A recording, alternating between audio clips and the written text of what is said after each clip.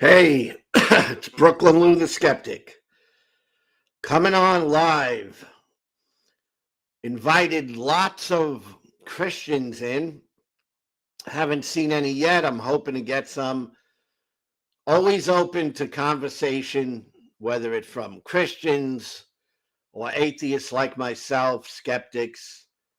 And I've been fascinated with this idea of why I would want to bow to Jesus. At my age, 62, I live a pretty good life, and I'd love to know why I'm supposed to bow to Jesus. So if anyone wants to talk, come on in. Here is I'm gonna post a link.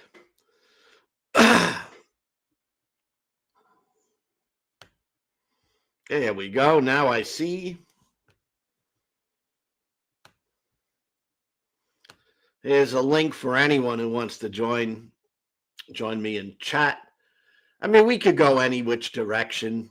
I really just want to open my channel to people who want to talk and have dialogue this nice afternoon. Doesn't have to be serious. Just chilling. Want to take a couple hours and just chill here.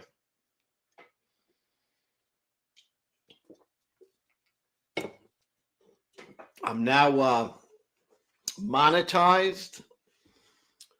So during the course of this conversation, you should be able to see if you ever wanted a super chat, you can. Not asking anybody to, because I'm going to see your comments anyway, and I'm going to respond. Hey, Objective Ethics. Yeah, good morning. It's little late afternoon here. I hope things are going well by you.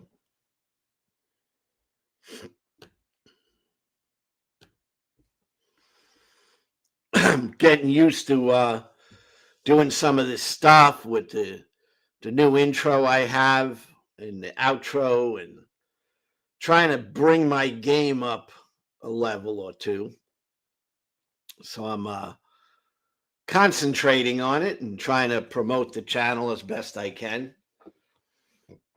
Any help to get the word out, sharing helps. I really want to be able to reach more people.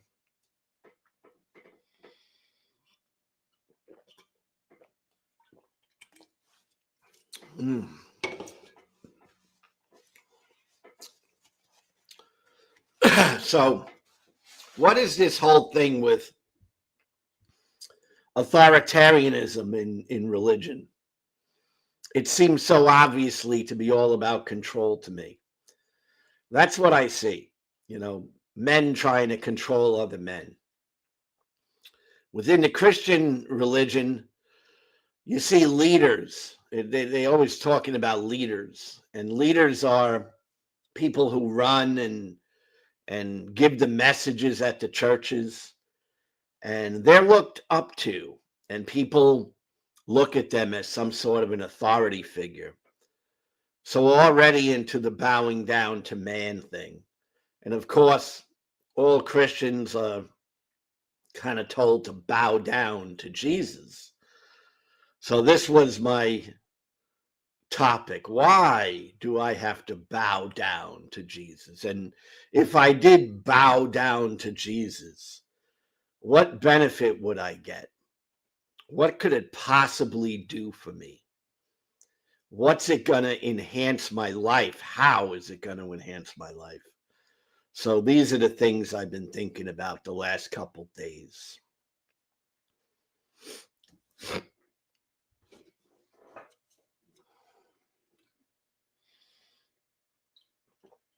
That and how to get people in in the live stream.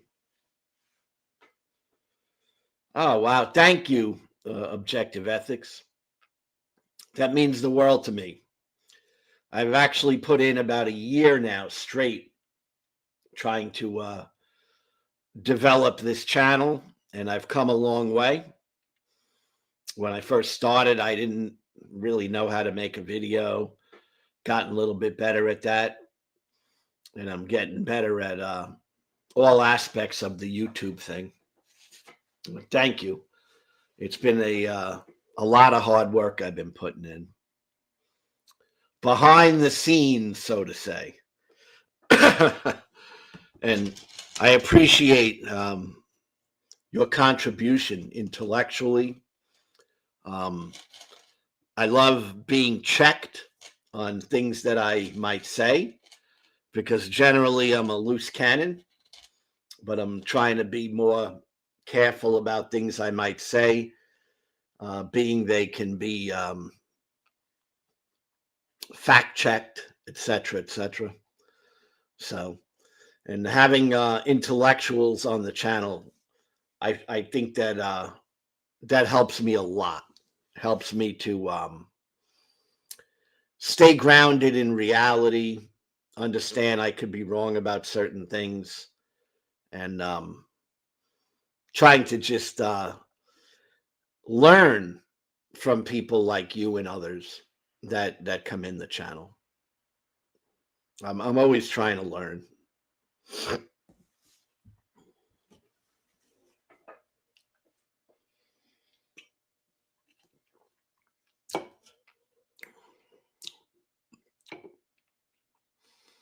One thing, lives, they're challenging to me because I'm kind of a social media expert from many years ago that I worked for companies and different recording artists in the past in developing their social media presence. So I'm really good at social media, but there's technology today that I'm just not up to date with. And the lives are challenging because I'm trying to figure out a way to bring a group of people into the live at one time. And I've seen people do it, but I don't think I have the ability to do it quite yet because I'm missing something. That's why I was asking about that one platform, because that might be a way to do it. But I'm happy to just come in and talk to whoever's around. You know, whoever's here, whoever happens to pop by, that's fine. And I actually am in a lot of different groups on Facebook, and Facebook's been like dead. I don't know. I don't know if anyone goes on there anymore. But I was a member of so many groups, so I pop in the live stream to see if any Christians want to come in to talk, and I'm a member of Christian groups where there's quite a few people. Just seems like Facebook is on its way out, at least as far as popularity. Seems like it's being used as like an email nowadays. It's not what it used to be, that's for sure. I also have sold on Facebook for many years, since the beginning of Facebook, and it's not the same there either. I have a couple of computers for sale right now up on Facebook Marketplace, and I'm getting no activity. So that surprises me, because I sell the computers cheaper than anyone in the anyone in the area. Oh man, Objective. My super chats are working, bro. Thank you so much. That means the world to me. Just having the ability to get super chats is amazing, and thank you. It is so much appreciated. it was a battle to get super chats. It was a battle to become monetized. What I mean by that is I was turned down multiple times for being monetized. And YouTube doesn't give you a real reason. They just kind of just give you a message, you know? So I had to make videos of making appeals, and I made some appeals, and finally, not that they ever talk to you personally, but I got a message saying you are now monetized. And boy, that was good news, because I was battling to get monetized. So it means a lot. And thank you so much for going the extra yard, you know? And I'm trying to think of ways to create more interesting content. I'm trying to think of ways maybe to do a set show. I'm not great with schedules because I'm a free, a free bird. I come and go as I please. So making a schedule is hard because I never know what's going to happen each and every day. But I really am excited about trying to come up with some sort of a show, bringing in someone to work with me, kind of like what you're doing with Mirror Point. And I think he's got a great channel, and he needs to be promoted in a way where, more people find him. And my experience is that YouTube isn't going to help you do that, you know. Hey, Dark Light, how you doing? I was appreciating your message the other day about on the comments about all those things about the Bible verses. I didn't know you were that into Bible verses, Dark Light. I didn't realize you knew all that much about the Bible. It's you're coming at the Christians in a very strong way, for sure. And yet you yourself are a theist of sorts. That amazes me about you too, Objective. You're agnostic, but you have definitely not a Christian, and you know how to debate Christians. I'm looking forward to your debate about biblical morality, because I'm sure that's going to be fun, because biblical morality gets pretty strange. So looking forward to that.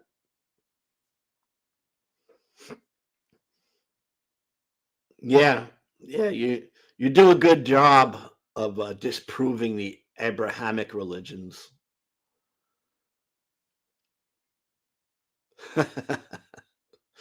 Yeah, I love the Christians who come into my comments and lives and all that. I really, really do. Um, I have that guy that you were talking to, Dark Light.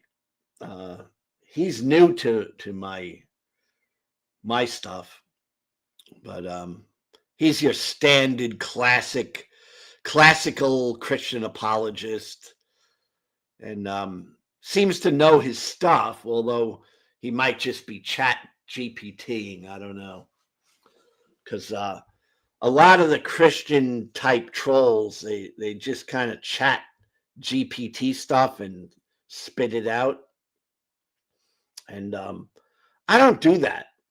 I mean, I'm not one who I like to talk straight up, just person to person. I don't really have a bunch of notes, and I'm not good at going like from the stream to a computer and back and forth. Horrible at it.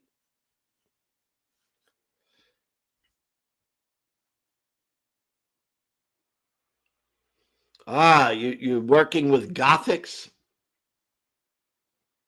Oh wow. I like Gothics, by the way. Um, I enjoyed having a conversation with her. And I think she's a really nice person. Of course, I think she's wrong, but that's the fun part of it. Nihilism. Are you? What kind of position are you taking on nihilism? And some people say nihilism. I say nihilism. I don't know what's the proper pronunciation.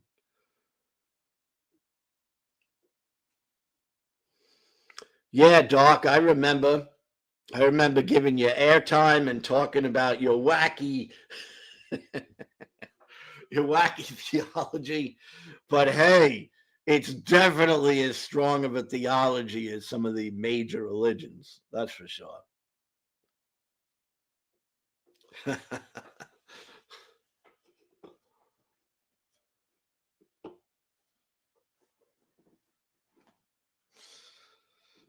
Dark light has a peculiar theology, definitely non-Abrahamic. I look at it a little bit like an Eastern type of thought, but it's unique.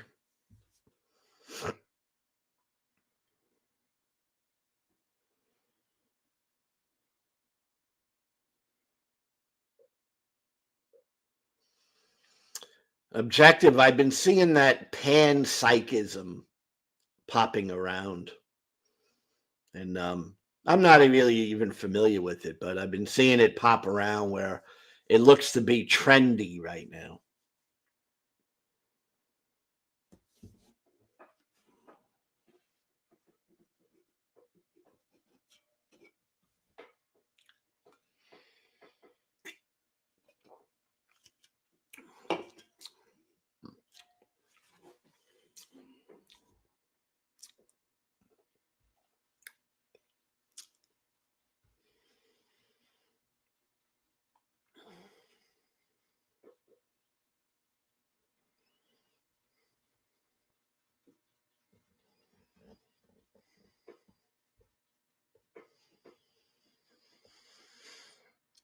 Objective, that's a good point because I've been following Gothics for a long time, and she does jump to nihilism really fast. Like when she encounters atheists, agnostics, she does seem to think that a lot of us are nihilists, and I don't see that at all. I don't consider myself at all nihilist.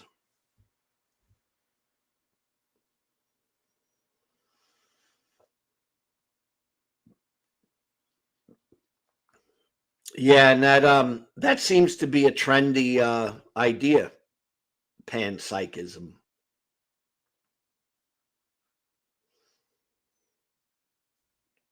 I find a lot of people uh, kind of falling into that camp recently.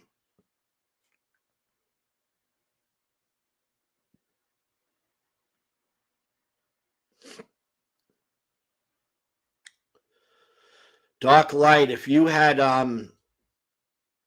the right marketing, you could be the leader of your own religious group.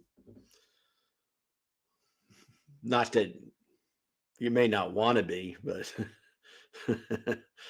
but I do think religion is an easy way to get followers. You know, I mean, people love that stuff.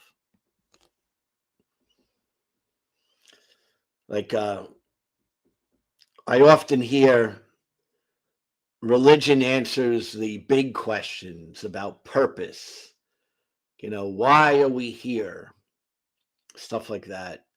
And if you can answer questions like that and put it into a belief system and then promote it, I think it can grow. Just look at L. Ron Hubbard and Scientology, purely man-made. Mormonism, purely man-made. But they certainly grew.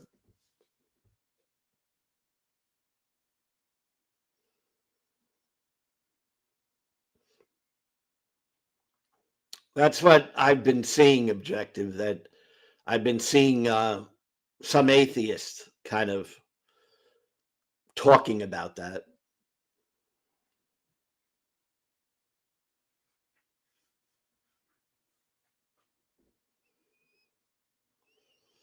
So, Dark Light, are you uh, pan panpsychism? Is that uh, are you close to that, or do you consider yourself that?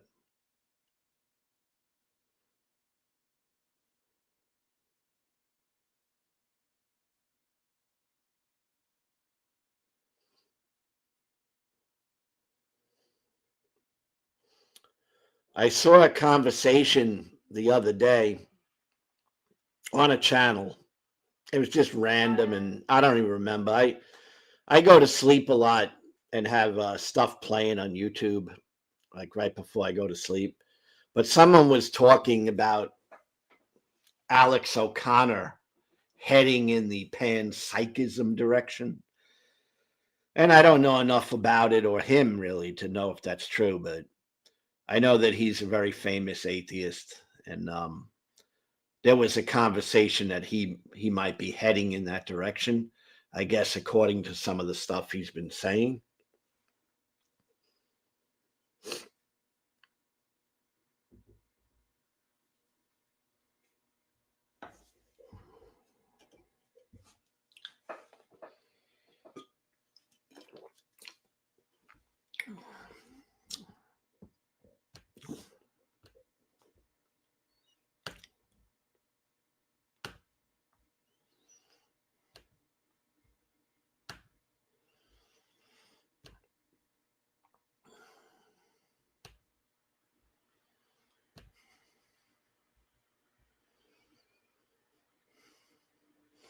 Hey, Missing Mod, how are you?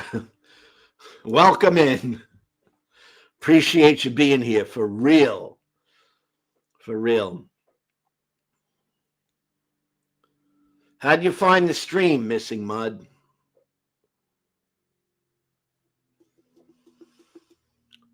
I'm doing okay today. Definitely can't complain.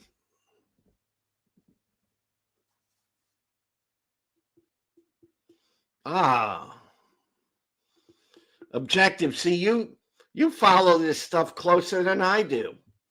I mean, I know of Sam Harris. I know of Alex O'Connor. I don't look at their stuff all the time, so it's kind of like I catch them once in a while. But that's interesting about Sam.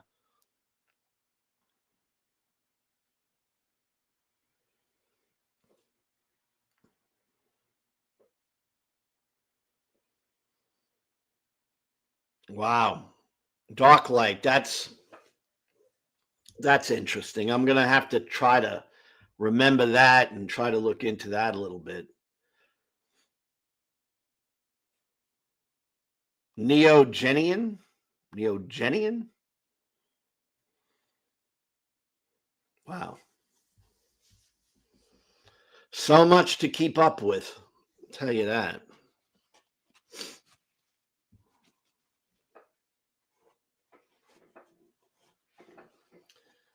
Thank you, Missing Mod. Appreciate you. Thank you for subbing.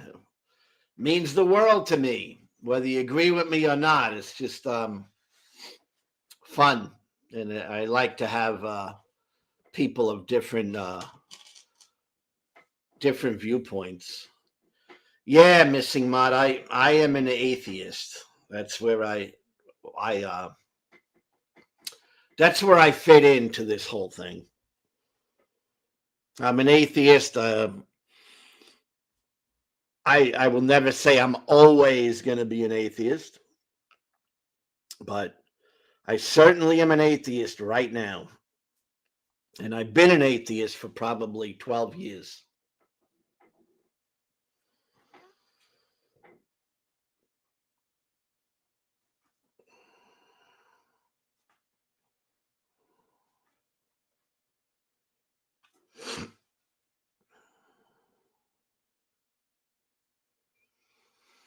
Ah, yes. Captive Desk, Dave. I've had him on and enjoyed having like a really long conversation with Dave. And B.S. Lewis, I see him around, but I don't really follow him. But yeah, I know they're both really good people.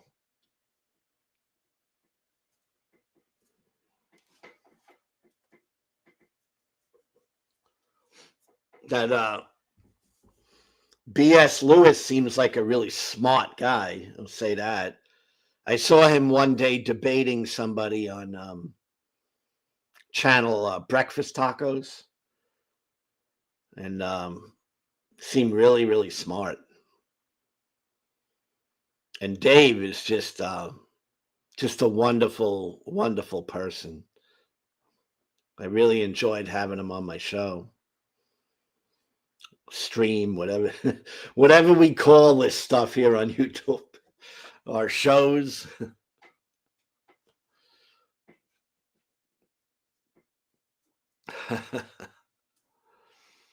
So missing mod, you are a Christian and you follow us heathens. That would be something. I like that.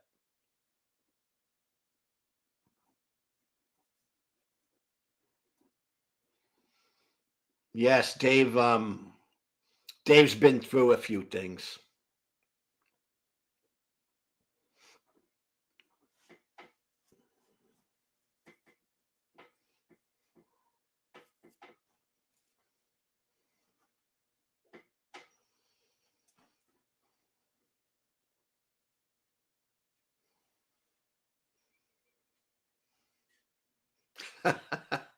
The Christians are such a drag.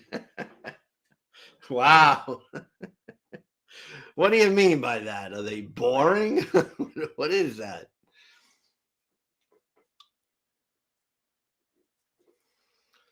I know equipment is pain in the butt, and the microphones can be expensive. I have a cheap microphone, but it really does seem to work. It's from Walmart, $30, but it seems to at least do the job.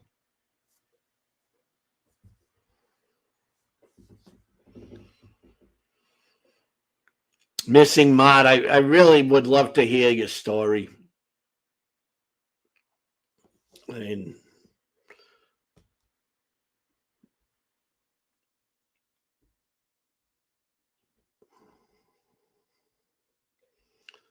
here's the link.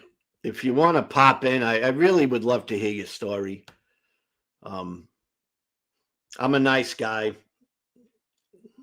but it really fascinates me that you're a Christian. You listen, you watch atheist channels, you know.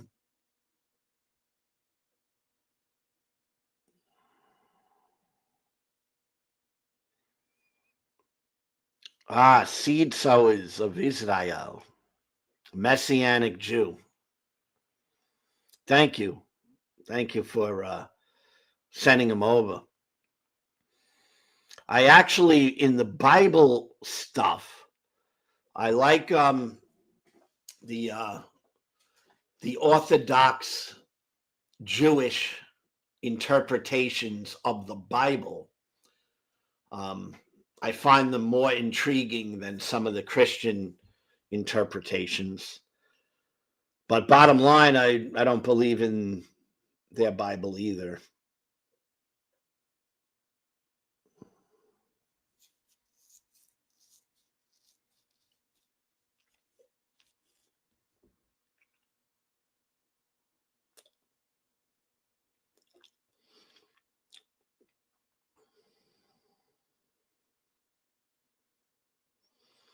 Yeah, just missing mod.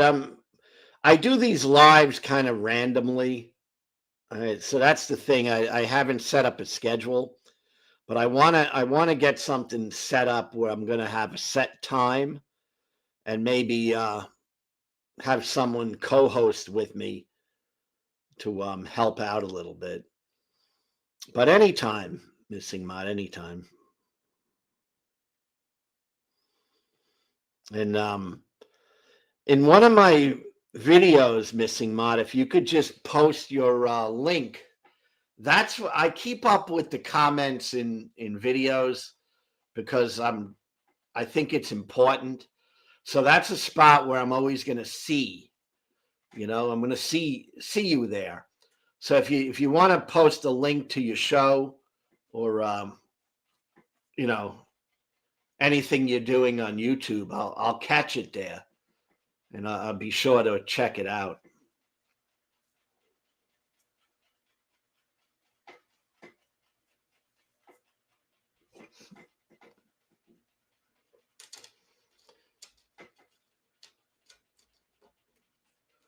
The Missing Mod. They have a channel there, not just a name. You have content there.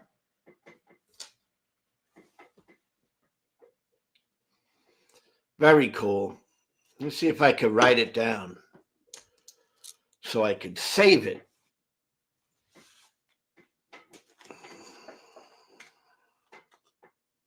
At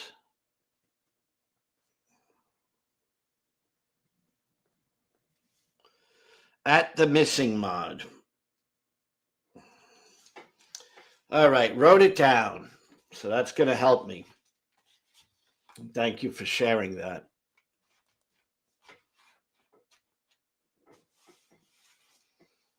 Ah, 12:30 Eastern Standard. I'll definitely catch you because I'm usually home during those hours. I'm home a lot nowadays. I don't have to be out hustling right now. I will if I have to, and I've been burning through some cash, so I might have to. But as of right now, I'm kind of able to stay home and do stuff here.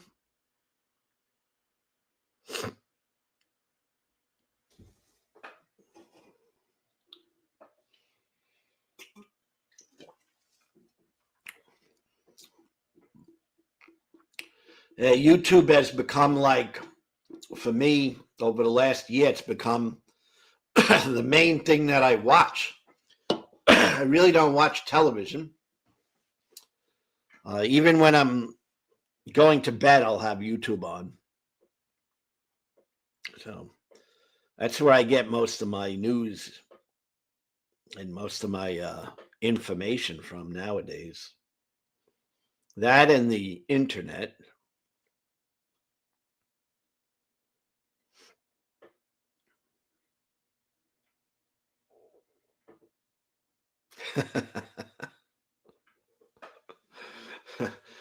It's good to have a trigger. I'm looking for some Christian triggers here. Come on and mess with me, And it kind of makes fun. It makes for a fun chat.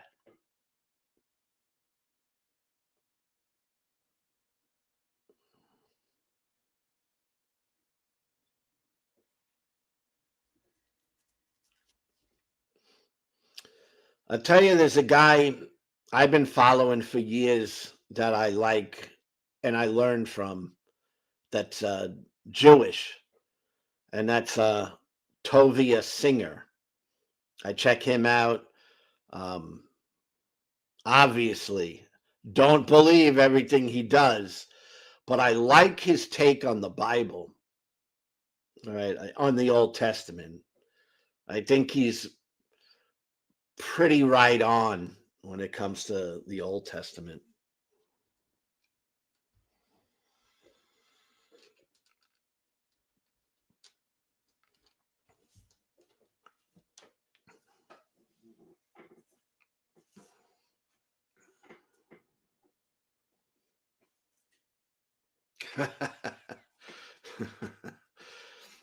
Dark Light, I hope you don't scare Tovia.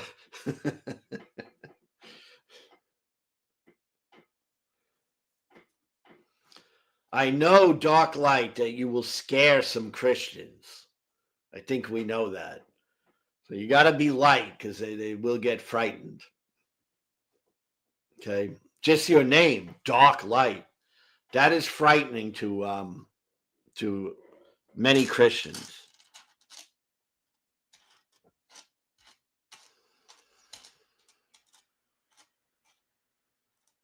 I think the one of the easiest ways to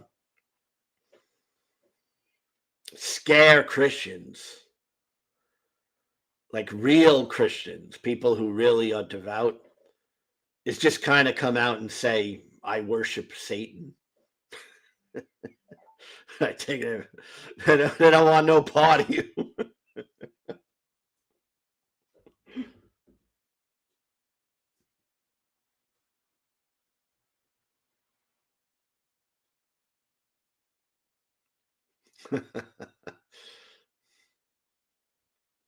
So Dark Light, you're on Tovia's ass. Huh?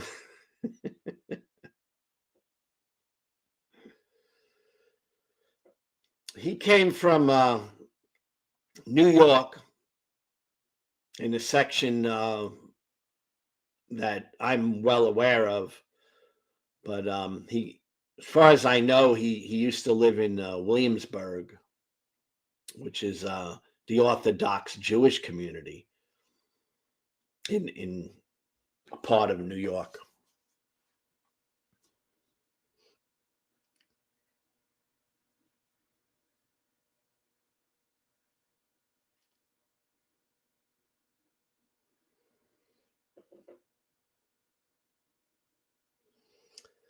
There's this whole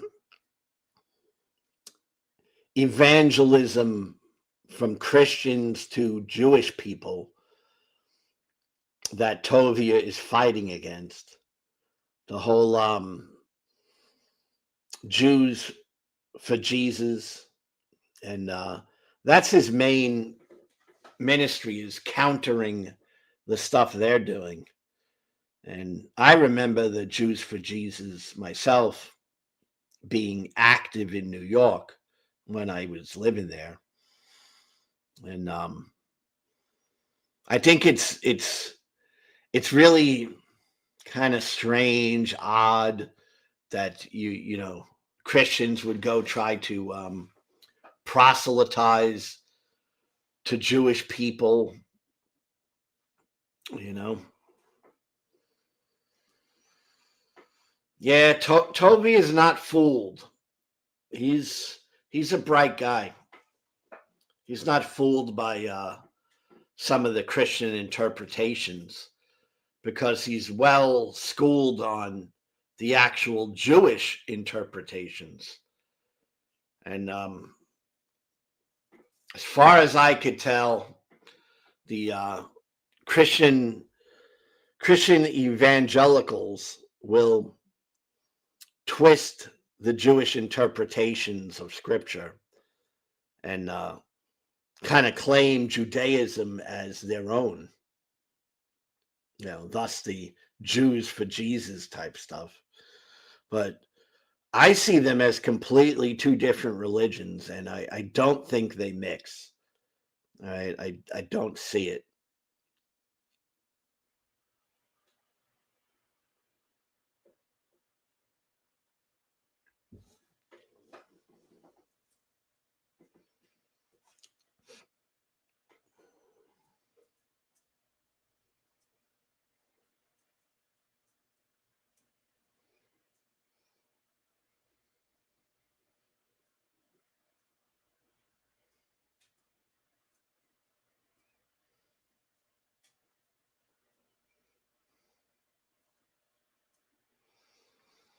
Yep. Dark Light. You see, we agree on a lot of stuff, and that I agree with you on. That's what I see. I see Christianity as kind of always been hijacking Judaism. That's like, to me, very clear as an outsider looking at it. They're hijacking the Jewish religion.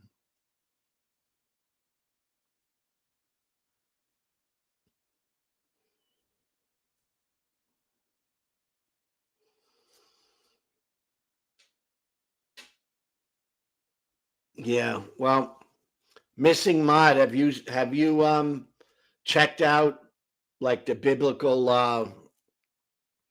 biblical scholarship coming from a Jewish perspective? Because that's, I try to read and study different theologies. Not that I believe in any of them, because I don't, but I study them, and I think it seems pretty obvious that Christianity has taken a lot from Judaism, and then they just try to claim it as their own when there still is religious Judaism, and they act like they're the heretics, and I don't see it that way. That's what I see objective ethics. They think they know more about their own religion than the Jews do. That says it well right there. It's kind of like arrogant. It's like they got thousands of years of studying this, the Torah, and trying to understand it, and then you got these pop up Christian groups that think they know more about it than they do. I'm sure it's frustrating for a religious Jewish person.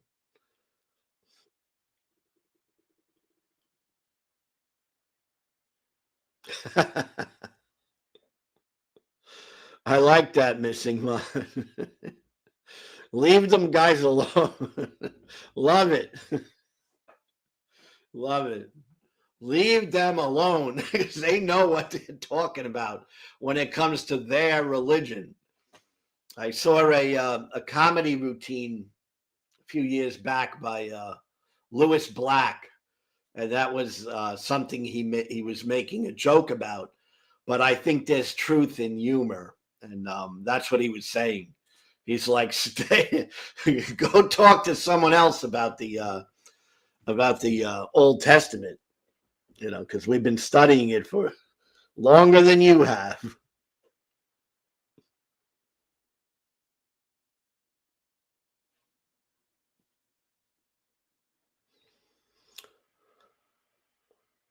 Missing Mod, were you always a Christian, or did you become saved at some point in your life?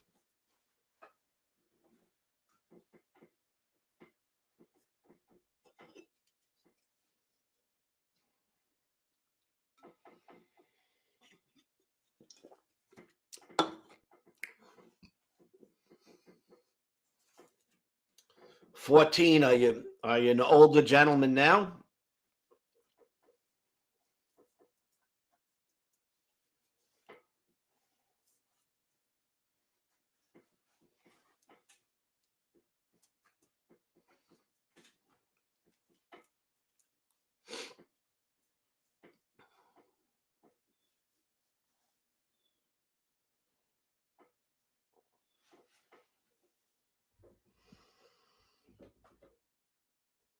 Oh, I didn't know.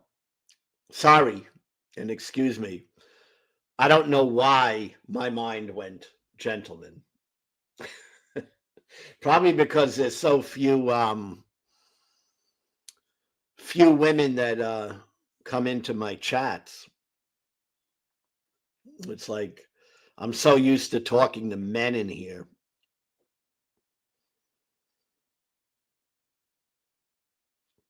But how long have you been a Christian, a saved Christian?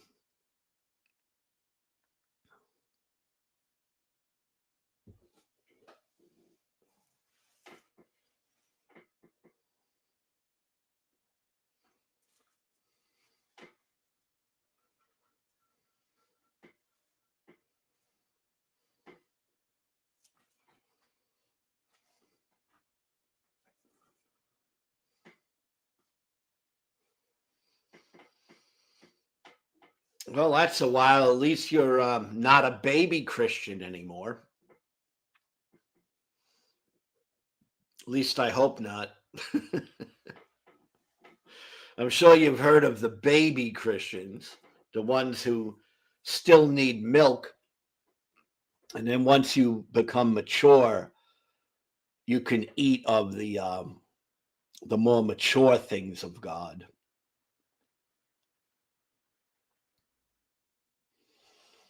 Do you have a denomination, Missing Mod?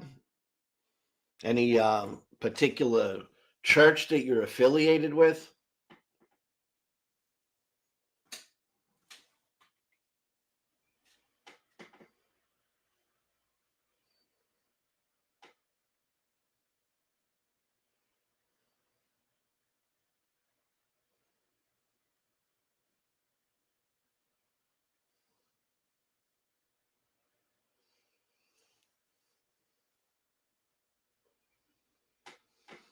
I I suppose you're still Baptist.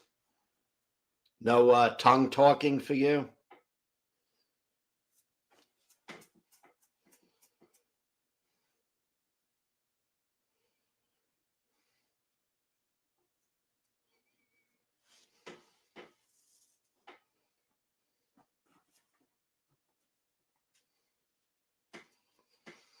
Well, that's okay. Prayer is a big part of it. I was I remember when I was a Christian, um when somebody would start doubting the faith, and I was in a strong born again type of church environment, but we would say to the person who started questioning or doubting their faith that they needed to go back to their first love, Jesus.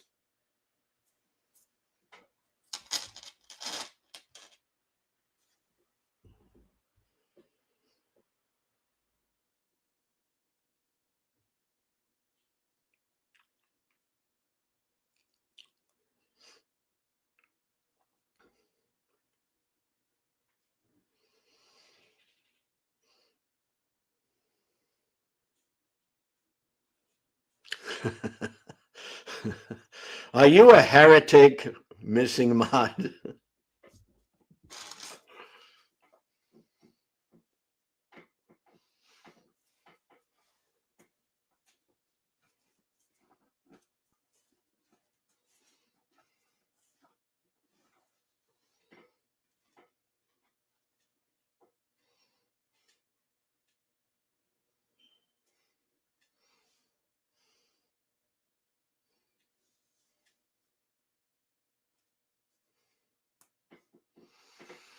All right, Objective. Thanks.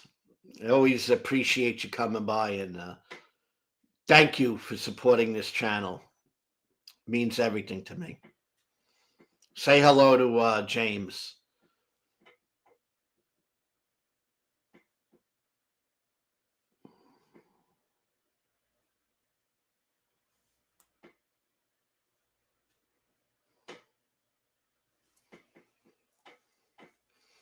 So, Missing Mod, just for fun, couple things come to mind. One, when I was evangelical, um, women, particularly in my denomination of Christianity, would say that they are married to Jesus, the bride of Christ. Do you go along with that? Are you married to Jesus, or are you married to someone else?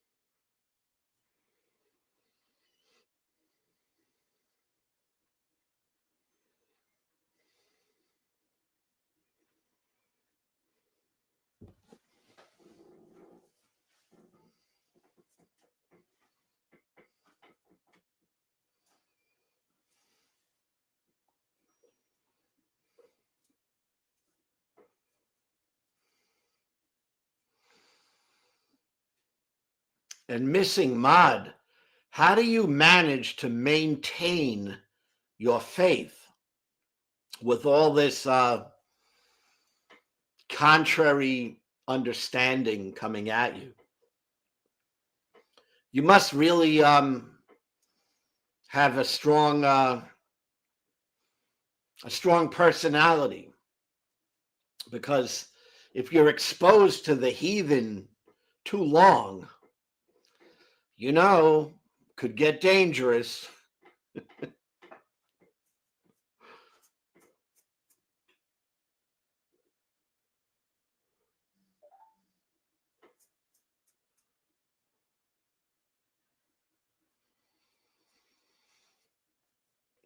I find that interesting because a lot of women I knew, when I was really involved in Christianity, they had that same type of idea that men could disappoint them. This is what I used to hear, Men could always disappoint because, after all, they're just men. But Jesus never disappoints. I used to hear that a lot.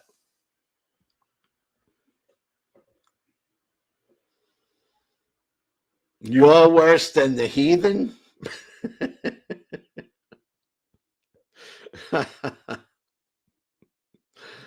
I don't believe you.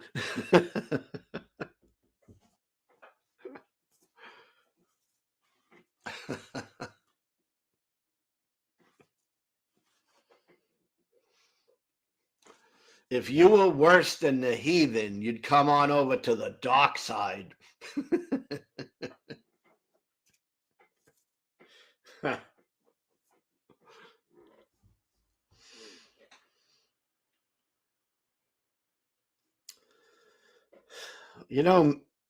Missing Mod, I do this. Let me tell you why. Okay. I never thought I would do this, so it wasn't something I planned for a long time. But I saw Donald Trump get elected, and that really bothered me. All right. And I felt that the evangelical Christian vote in America was responsible for getting him elected. And I've been an atheist for about 12 years. And I'm not overly political, but I definitely am on the left. And I decided to do a channel to try to get the atheist view out there. One of the reasons being that I hope it will influence some people to think. And if they think, they might come to realize that they're being duped by Orange Man. And the other thing is, it's something I know. So that's it too. Because I do know a lot about religion, and I know a lot about atheism and why I'm an atheist. So it just seemed natural after I got going. So I started and I got going, and here I am. I just got monetized. So that's been about a year, and I enjoy it. So that's also a part of it. I like doing it. I have fun with it. So that's kind of why.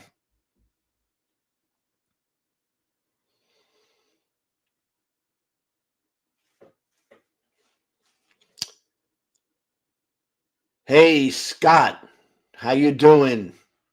So happy to see you. Objective just took off and went to James Apperson, who was having a live, and he needed to talk to him. But I appreciate you coming in. I'm going to put a link. If you have any time, stop in. I love having you in.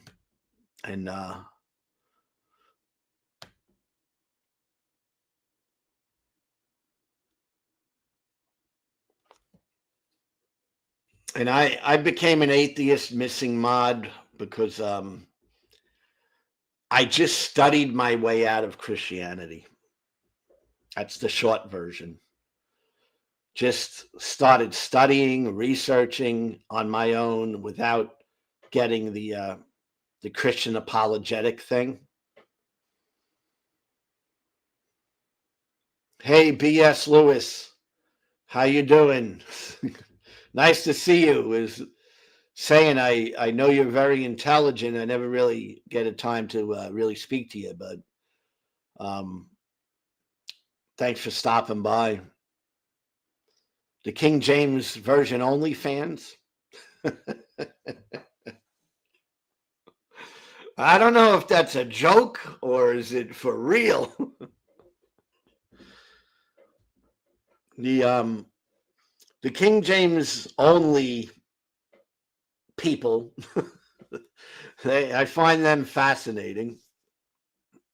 But if they have an OnlyFans, interesting.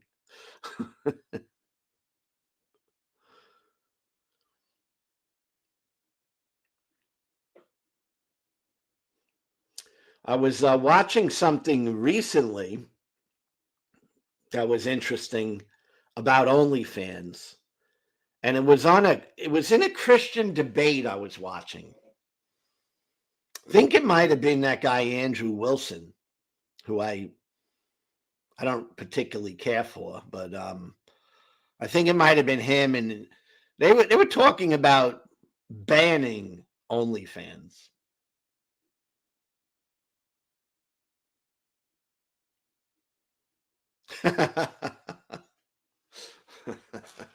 Oldly fans.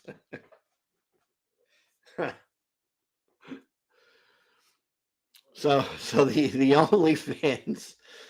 OnlyFans is apparently like a problem for certain fundamentalist Christians.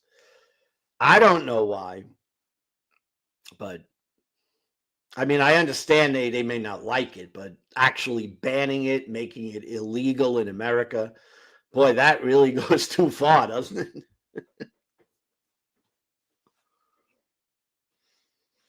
The Just for the record, I don't care about OnlyFans. If people want to make money that way, I have no problem with it. Um, I'm not a person who goes on OnlyFans. I just know about it.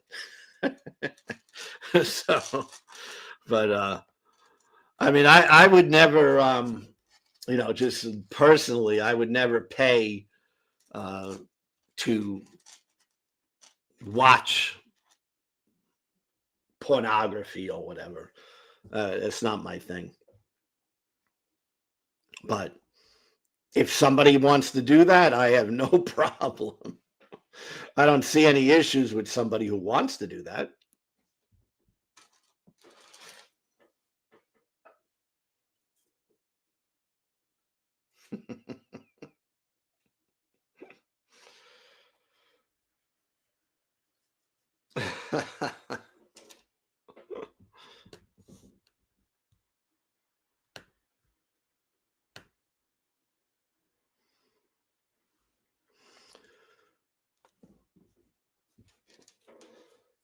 Missing Mod, you seem to have a good sense of humor. I like that. And I know B.S. Lewis has a sense of humor too. It can't be too serious all the time, right?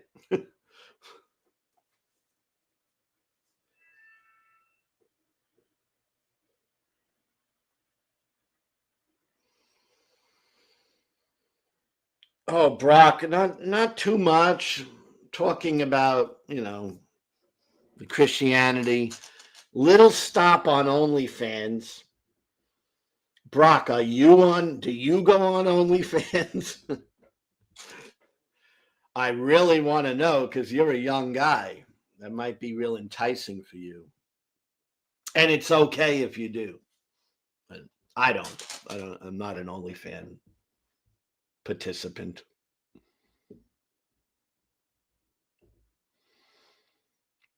Oh, missing mod. I know that. I know you weren't being serious. Even though I'm just meeting you, I knew you weren't being serious. I don't think you were thinking of going on OnlyFans.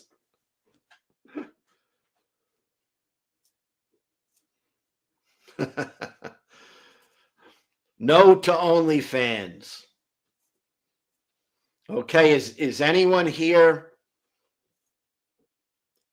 go on OnlyFans like as a consumer? And it's okay if you do.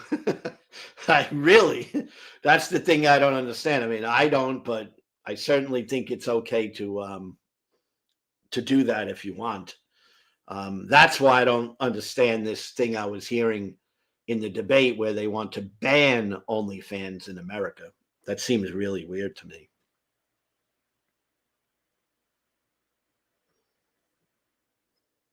The Gooners.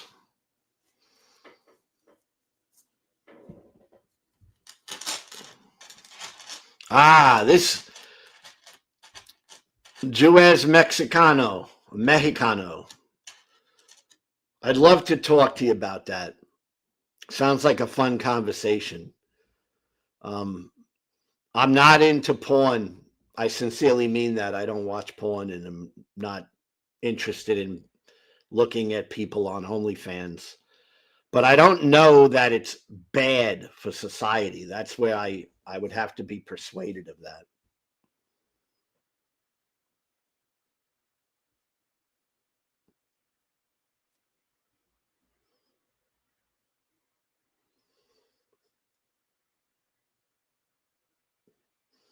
Why is it bad for society? That's the part that, like I said, I'm open to hearing about it, but I don't understand why it's bad. I mean, pretty much it just seems to be a platform where men and women go on it and they're able to charge for a membership. Um, and it's adult entertainment as far as I could tell. And why is that bad for society? I don't know. I don't really think it is, but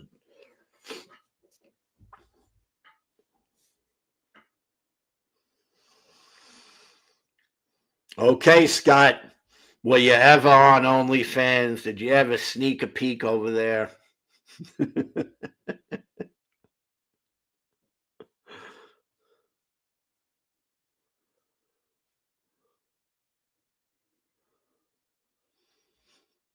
And I would love to hear why it's bad.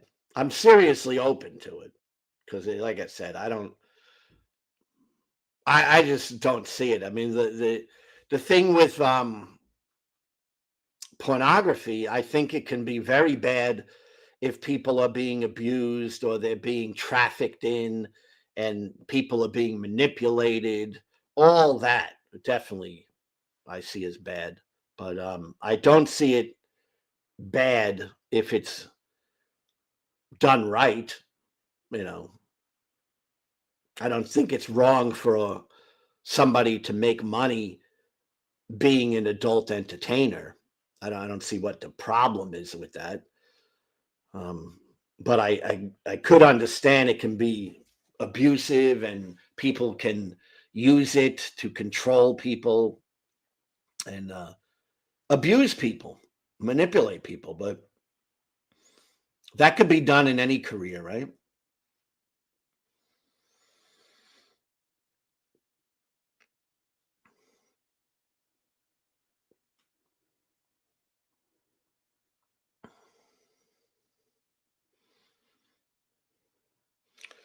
Well, Juez Mexicano, um,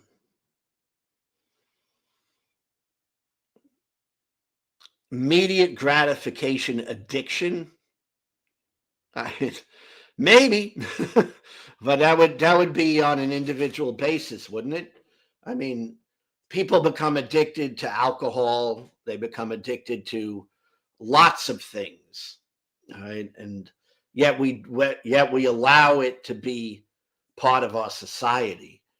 So I recognize that there is potential for some people to go off the deep end, so to say, with these types of things. But I think that would be the minority. I mean, my whole life I've known men, and I know a lot of men who have watched porn. I have watched porn, so let's be clear about that. I don't now, but maybe I'm too old, but I have watched it before. But it never adversely impacted my life. Shoot. Hey, Travis. Hey,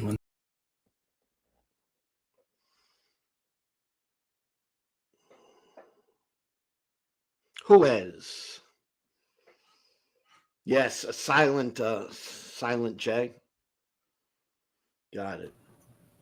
hey, Travis, what's up?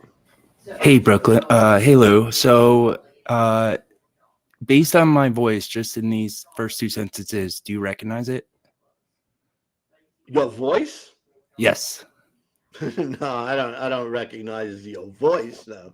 I was the caller to Ryan Pauly's show like last week, where I cornered him about the flat Earth, and then you called in right after me and was basically like, "Oh, that caller had a lot of good points," and you had a friend that was a flat earther that completely changed, and you brought that up as an example. Yes, I mean I remember that conversation. Yeah. Yeah, so I was not picking up on voice. I'm not picking up well. No. I'm saying I didn't pick up on your voice. Okay, yeah, but that's I fine. remember the conversation. Yeah. Yeah, so I just thought it was really funny. I mean, I didn't realize how big an issue this is, that like some of the young Earth creationists just deny outright that the Bible says the Earth is flat, and they don't follow like any of the ancient Near East like biblical scholarship, and then they don't even have to get into like the slippery slope of accommodation, where like other theists are like, oh well, God lied in creative ways to tell us some like theological message, right? But like he wouldn't even get to that point. Like I couldn't even like get the point across to him that the Bible said the Earth is flat. So the thing with the Bible saying the Earth is flat, I think it definitely does at certain points, certain verses. Well, the thing is, like, even the scholars don't say it says the Earth is flat. It's like the whole thing builds upon like the theme and the knowledge of the time. So I was like just reading like this theological dictionary of the Old Testament, and it was like explaining how like the rakia and the sky and the other terms like all fit into this like Egyptian and Babylonian context, where they also had the same cosmological structure. So then it's like, it's not even that God like had this whole idea himself. It's like he copied the earlier religions and like embellished their ideas, and then said like he created like extra things or did more to kind of become the better God, right? And like that all makes sense in like the reality of like a natural world of people building natural religions and copying ideas. And then you wouldn't make a fresh religion that doesn't incorporate any of the knowledge of the time, right? You copy the thing. So it's almost like it's assumed there and they don't need to explicitly state it. But if you go through all the actual ancient context, it makes perfect sense that it's flat. So yeah, and I think it was considered by many to be saying that, but in today's world most people would say it doesn't say that, because it's one of those things in the Bible where there's contradictory verses. Yeah, right. Even like the two Genesis stories, and yeah. So I think like, so I read this also. I'm reading this great book called Impossible Monsters, and it's really making me. It's about how like the discovery of dinosaurs challenged like British thinking about God, and they were basically young Earth creationists in like the 1800s, and then through that entire like century, they learned about geology and evolution, and they had to challenge all the, even extinction was like a shocking concept. Like, how could perfect species die and then be, under the rock 50 meters down? It doesn't make any sense, right? So they faced all these like contradictions, and now it's like modern Christians just take all that stuff for granted. They don't have to make all those like, I don't know, like challenges to the worldview over like the last 150 years, 200 years of science, and they just like take it all for granted. Oh, it's like mysterious and blah, blah, blah. And by the way, God resurrected for your sins, or so it to me, it's like, maybe we should really be challenging like these modern, like young earth creationists to defend like a flat earth, because they can't then cherry pick like, oh, like the earth is young and God created life, because it's in like the same parts of the text, right? So either they're cherry picking like what it says, or they have to accommodate what it says, and then that leads to like a slippery slope where like Jesus is being copied or as like a myth to like replicate earlier deities, and that just makes more sense than him actually like having his brain unliquefied after 3 days. Now, where do you talk to Ryan often? Like he did a debate maybe with Tom Jump or someone like a year or two ago, and I've like followed his channel since. But I have called him a year or so before, and then I got like banned from his chat. So I didn't even tell him it was me. He didn't know, and he didn't see my face or anything. Not that he shows it, but yeah, I guess I'm maybe his like, or his favorite troll or something, like. But I'm not really like, like I also called Joel Sedekis one time, and I like pretended I had a son that was questioning God, and then I was able to have a whole debate with him because I was like pretending to be on his side. But then I could make the arguments for the son, like the hypothetical son, and then he would have to respond to that without telling me like I'm an idiot, or that my son is an idiot that I love. I spoke with him once, Joel. Time. And I also remember you talking with him like around there. Maybe even on one of the shows I called him. If you saw me talk to him, it was the only time I ever talked to him. That guy is a piece of work. Presuppositional. Yeah. Yep. I mean, the flat earth thing, I would say a modern Christian who is trying to be true to what the Bible says, I would say they would probably lean towards a flat earth, but there are verses that I remember that make it seem not a flat earth. So I think the Bible contradicts itself. Yeah, it does. And I think like if you read the Bible in isolation, like you won't really get a view that it's flat. Like that's the thing. That's the misconception, right? Like if you just like read the Bible yourself, you won't really like be like, oh, I understand the ancient Near East cosmology that well, because like a lot of the terms will be, like you'll see vault, and it won't be like, oh, that's a rocky firmament that was understood as like a hard metal. Right, you would be like, oh, it's just like the sky or the expanse, and then, but like you can like con yourself into like these explanations that explain it away. But like if you read the old or like the actual like scholarship on this, what the words mean and how it was all understood, then it's like crazy clear and like cannot be denied. So then they just have to be like, well, God was wrong about some things in the OT, but right about all the rest. And then now they have to like pick and choose what they say very carefully, right? And then we can start winning. But if they don't even if they don't even like concede that, and it's like, damn, like now what do we do? I very rarely encounter a Christian apologist that ever concedes anything. Yeah, right. That's like the first law. The first rule of a debate club. I mean, I know, because I've done it, I will concede points, because if there's something I'm misspeaking about, Yeah, I yeah. mean, And I, I'm I one can, to be like, oh, I'm gonna Google it, ChatGPT it, look into sources, read the old books, and then be like, I admit when I don't know. But like, yeah, when you corner Ryan on this stuff, he's like, not like, oh, like he's like, oh, let's look at the first verse and explain it. I'm like, well, I have this whole screenshot of like 50 verses that all explain it. And like then I have like these 7 scholars that all explain it. And some of them are Christian, some are atheists, and I listed them. And then he goes, "Oh, well, I don't believe in Dan McClellan. He's wrong about some things." I'm like, "Yeah, I agree. I'm an atheist. Like, I don't agree with Dan McClellan on everything, but he's saying like the Bible clearly says the earth is flat."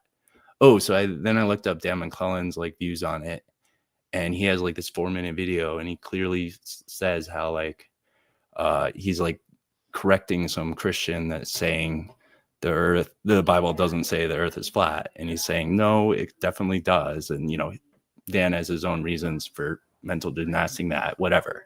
But at least he's getting to that point where he's saying, like, not everything in the Bible is literal truth, which I guess is maybe I don't know, like the kind of like the result I want more than maybe atheism, because maybe Dan is like a reasonable guy that isn't gonna do like wacky things, whereas like a flat earth, like young earth Christian would be like, would have no doubts about anything, right?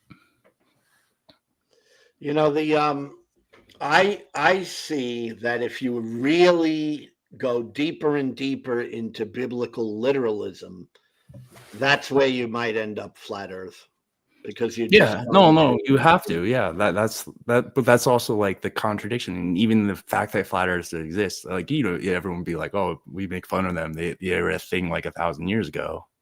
But no, they're a thing now, right? And like yeah. 90% of them are talking about Bible quotes. And, they're saying like, no evidence would convince me. Like the Bible would have to be wrong for you to convince me. So it's like, it's really just like an end stage religious belief. But I think it's like an accurate interpretation of the Bible. And as soon as like these modern like Christian apologists like Ryan Pauly are saying like, oh, the Bible doesn't say that, we can reinterpret it to mean something else, or we can say it's poetic language or whatever. It's like, well, okay, now you're stuck in the cherry picking slippery Well, slope. one thing I like about Ryan is he does allow people to talk. I like Yes, that.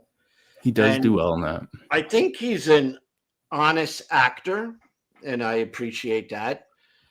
I think he's totally wrong because I think obviously he's almost following like a blueprint or a script, like oh no, from the he's Think got a Well script for sure. Institute, right? So he For can sure. only talk about certain things, and Well, he like doesn't even allow himself to like think or like discuss outside of he's there.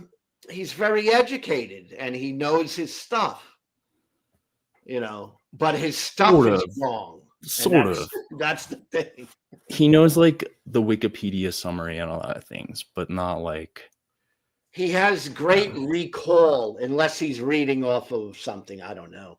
yeah, but that's When like I talk, I just talk off the cuff. I'm not like sitting there reading a script. But yeah. I don't know that he's reading a script, but he definitely has a lot memorized. No, well, I mean, I don't even mean that. It's like he has like a protocol, like him and Joel and like Wi-Fi Gospel and a few of the other precept apologists. They have like a framework that they build, and then they like always steer the discussion in a way where they can deflect and they can change the topic and shift the burden, do all that. But like I think Ryan is super good at deflecting. Like he'll turn a simple question into a 5-minute long spiel, and then you're like, so which one do you believe? Yeah. Like I agree. That's he's great at deflecting, and when I say great, deflecting is not good, but it is a rhetorical tactic that is effective. But it's like he's deflecting for the purpose of his audience, not because he's not curious, right? Like he's like he should be curious exactly what I'm saying and saying all this stuff. Oh, biblical, blah blah blah. That's better evidence and apologists reading it, but he's like, well, we got to block that off. Yeah. Let me let I got the Messiah coming in here into the chat. Oh yeah. Hey, Ooh. Messiah. Messiah, you there? What? Did you start through the baby clothes yet? Hello, my No. children. How are you, Lou? Okay. Is this the Messiah?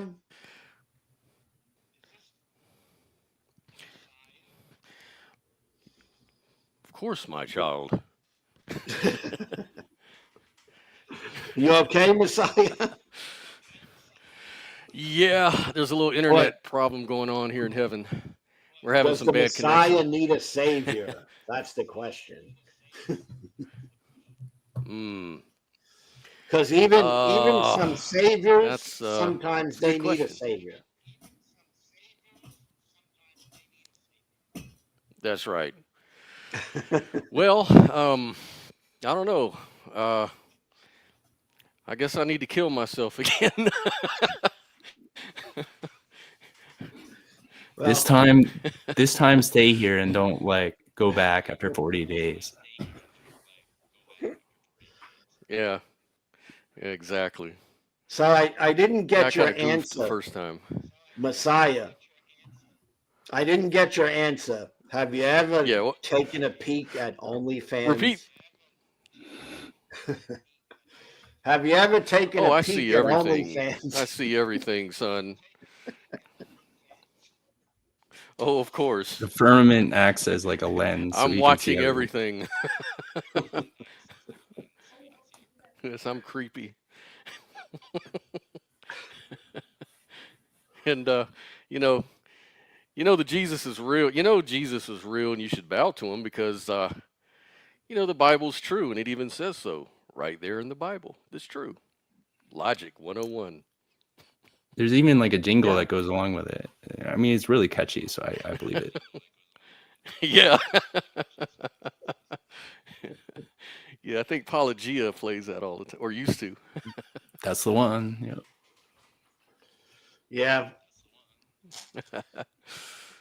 So was talking a little bit about porn today, and the reason was I was watching a debate, and there was this Christian nationalist who I think, and I could be wrong, but I think it was Andrew Wilson, and he was arguing that OnlyFans and porn should be banned from the United States. And I thought that was a pretty radical position. Yeah, I mean, if that's the case, you should ban the Bible too. He's a Christian nationalist too. Oh, definitely. But I don't know how they're even making such an argument. I mean, obviously the porn thing, like I was talking to U.S. Mexicano, there are things in the porn business that can be manipulative and abusive, all that.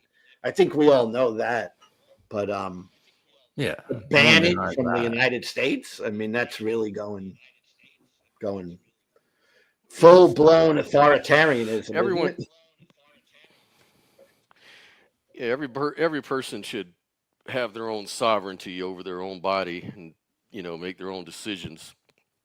It's just if it's obviously there's abuse, and really everything, if you think about it,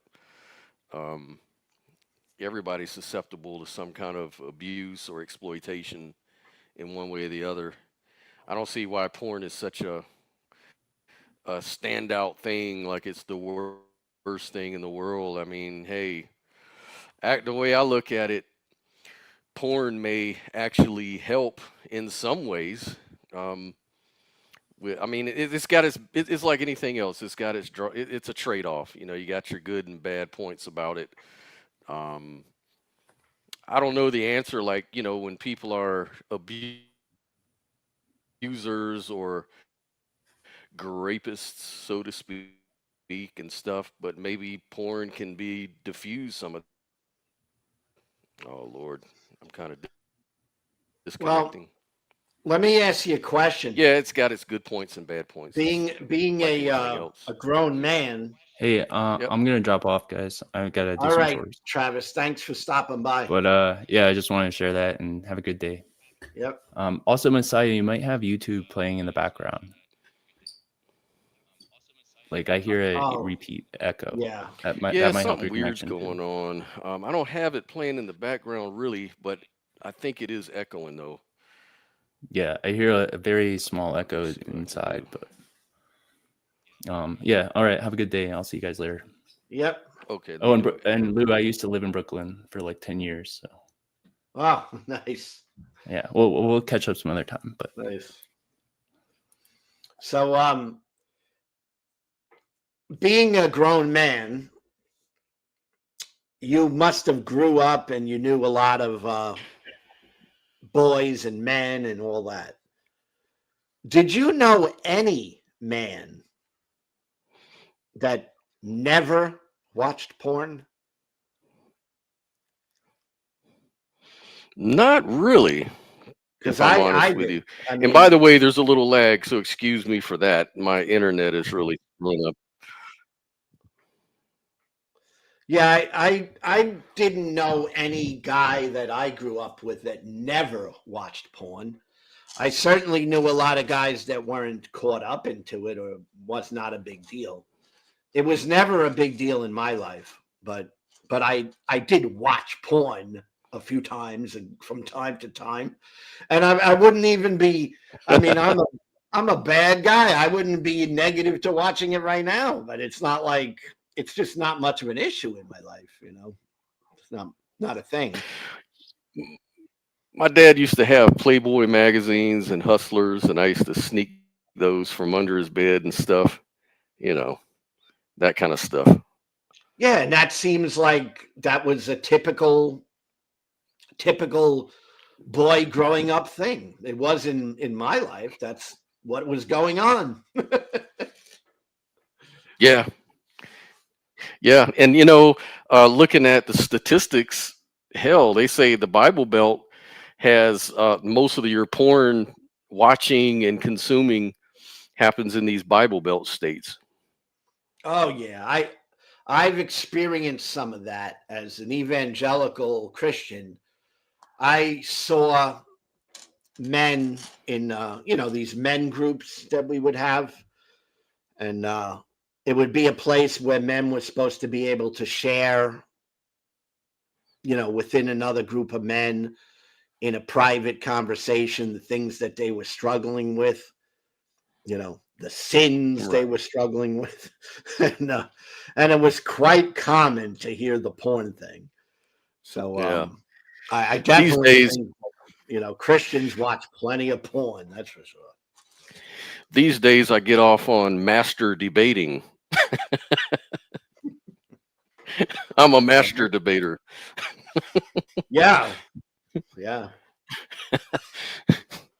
Yeah, I don't see it as a big problem, and it's been around since the beginning of humanity. I'm sure some forms of porn. Hell, you look at some of the Greek statues, some of the artwork from way back in the ancient times, like in Sumeria and Babylon, and it's always been around. It's not going away. It's just a human tendency. You can't wipe out human tendency. And I don't really see the point in that. I think with anything, it's all about balance, and it's everybody's journey. Everybody has to, work through their issues. It can be an addiction, just like cigarettes, just like Yeah. alcohol or anything else. I mean, it's all about balance and putting things in perspective. I just don't see it as a special case. I Yeah, think that that's just how, comes from a Puritarian, or is that the right word? Puritan society. yeah. It's kind of the same way I see it. You as Mexicano, I don't run a debate channel, but if you want to debate, I'm putting a link here, and I would be happy to debate you on any subject of your choice, just for fun. Oh, Yeah. Let me I, put I, I this like in. debating. I like debating Christians. Yeah, puritanical. Thank you, Phantom X11. Yeah, puritanical. That's what it is. Yeah. And one of the things I need to do before I really get into debating is I need to get my internet situation fixed. I think it's my computer, so I'm going to try to get a new computer soon. I've been, kind of just living without working for the last 3 months now. So I'm just pretty much surviving off my channel and surviving off, Woo. just gig work here and there. But I've got to start Surviving. working. I think Oh, come hopefully, on, Scott. yes, Surviving off your channel. How do you do that? I don't know. donations, donations, and it's not a lot, so it's very little. But yes, between the channel, selling music on the side, and doing gig work here and there. But I'm hopefully start working here in a few weeks, and then I can invest in a computer and get my internet situation over here resolved, and then I can be more. I can have a more stable connection. What kind of computer are you looking for? Uh, I would love to get like maybe a MacBook for the things I'm doing. With the music and stuff like that, as well as the podcast stuff. I think a MacBook would probably be a good investment. I think. So you're But looking really, for anything a with a lot laptop? of random access, at least, yeah, probably a laptop, something I can take different places and do it. I mean, I'm running Yeah. So this channel off of a that's laptop. what I'm looking at. Yeah. Well, I your have stuff is really stable. Is it a new laptop or old? my laptop is the bomb, so it's good.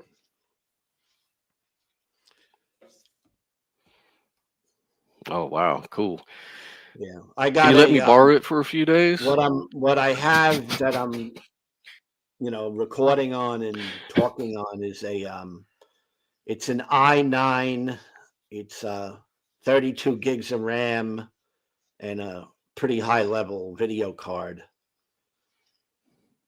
Oh yeah, it's good for gaming. Yeah, that's what I need, And, something like and that. an SSD. Cool. It's a really good laptop. It's the best laptop I ever had. Cool. Yeah, that's what I need, man. And then I won't have this problem. I think it's just processing. It's trying to, and I got all my tabs closed out. I have everything. It's just running this, and it's just getting to the point. And I've cleaned out all my hard drive space, but it's only like 8 gigs of RAM, so I need to step it up to maybe Well, 16 at how least. much RAM are you needing?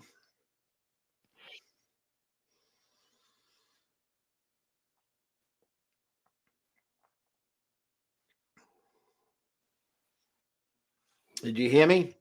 Probably 16 at least. All that, right? Well, here's the thing, Scott. I have computers. Okay. Mm-hmm.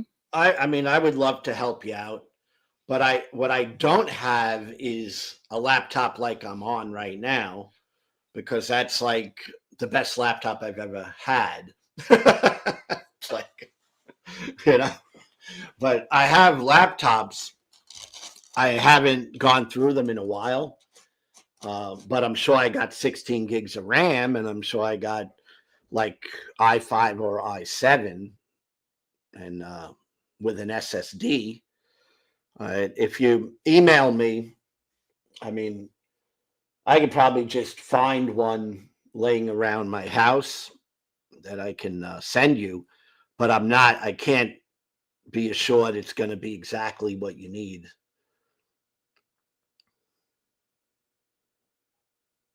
And because it'll just be a few more weeks. I'm gonna get me, once I get a paycheck in from a job or something, then I'll be able to handle it. I think anything is better than what I got right now.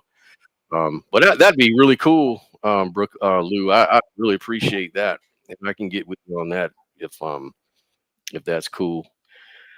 But See, yeah, that's the only thing holding me I back. bought and sold laptops for at least 15 years. So I have laptops that are just sitting in my house, right? Because I'm not Hmm. active. I look at laptops. I I don't share all too much about like my financial situation, but I've been, poverty stricken, and the way I got out of that was buying and selling computers really fast, right? And Hmm. I did it. I became an expert at buying and selling, and I no longer am doing it. Right? But I Right. still I have some customers that just come to me, but because they've Mm. been buying for me for so many years. But I don't market it anymore, and I'm not active in it. But I'm sure I got some laptops laying around. It's like Oh, perfect. I look at laptops and computers. Way I used to look at it was I would just stockpile them because I just consider them an asset. Because when you're really poor, you end up in a situation where you always want to be able to have something to sell to survive. So, I mean, I have a bunch of computers that I've had for years that I just never got around to selling. And it doesn't bother me to have them because it's like having a little CD in the bank or something. And Right, right, right. and You know, and docking stations. I'm sure I could help you out with something. I just don't Oh, know, like that'd be awesome. I haven't looked at them in a while, and I don't know exactly what I have, but I have a back room where there's a bunch of electronics sitting around.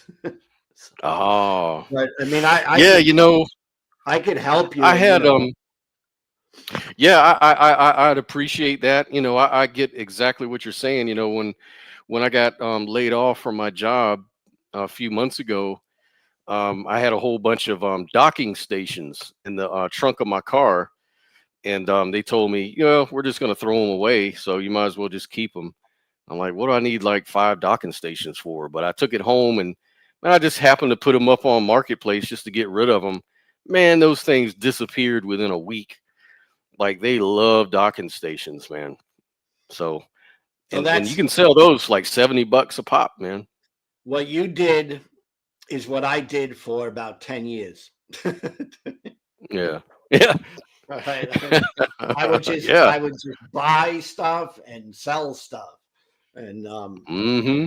you know, that's that's the way I got out of my car.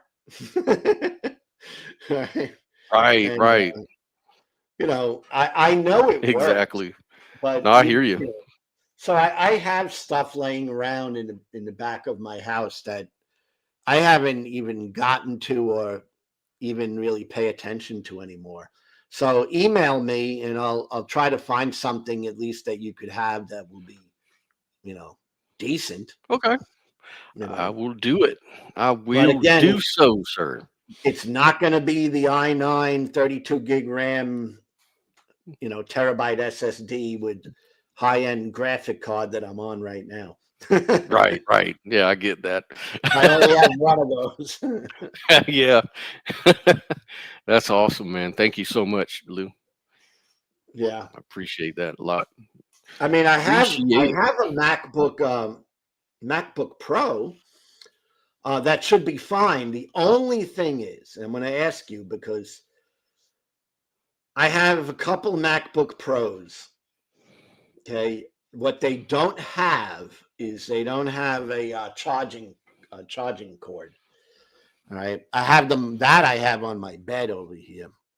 All right, um, they don't have a charging cord. That's it, and Mm. they have not been cleaned up. And I don't know what you do with computers. Are you able to clean stuff up?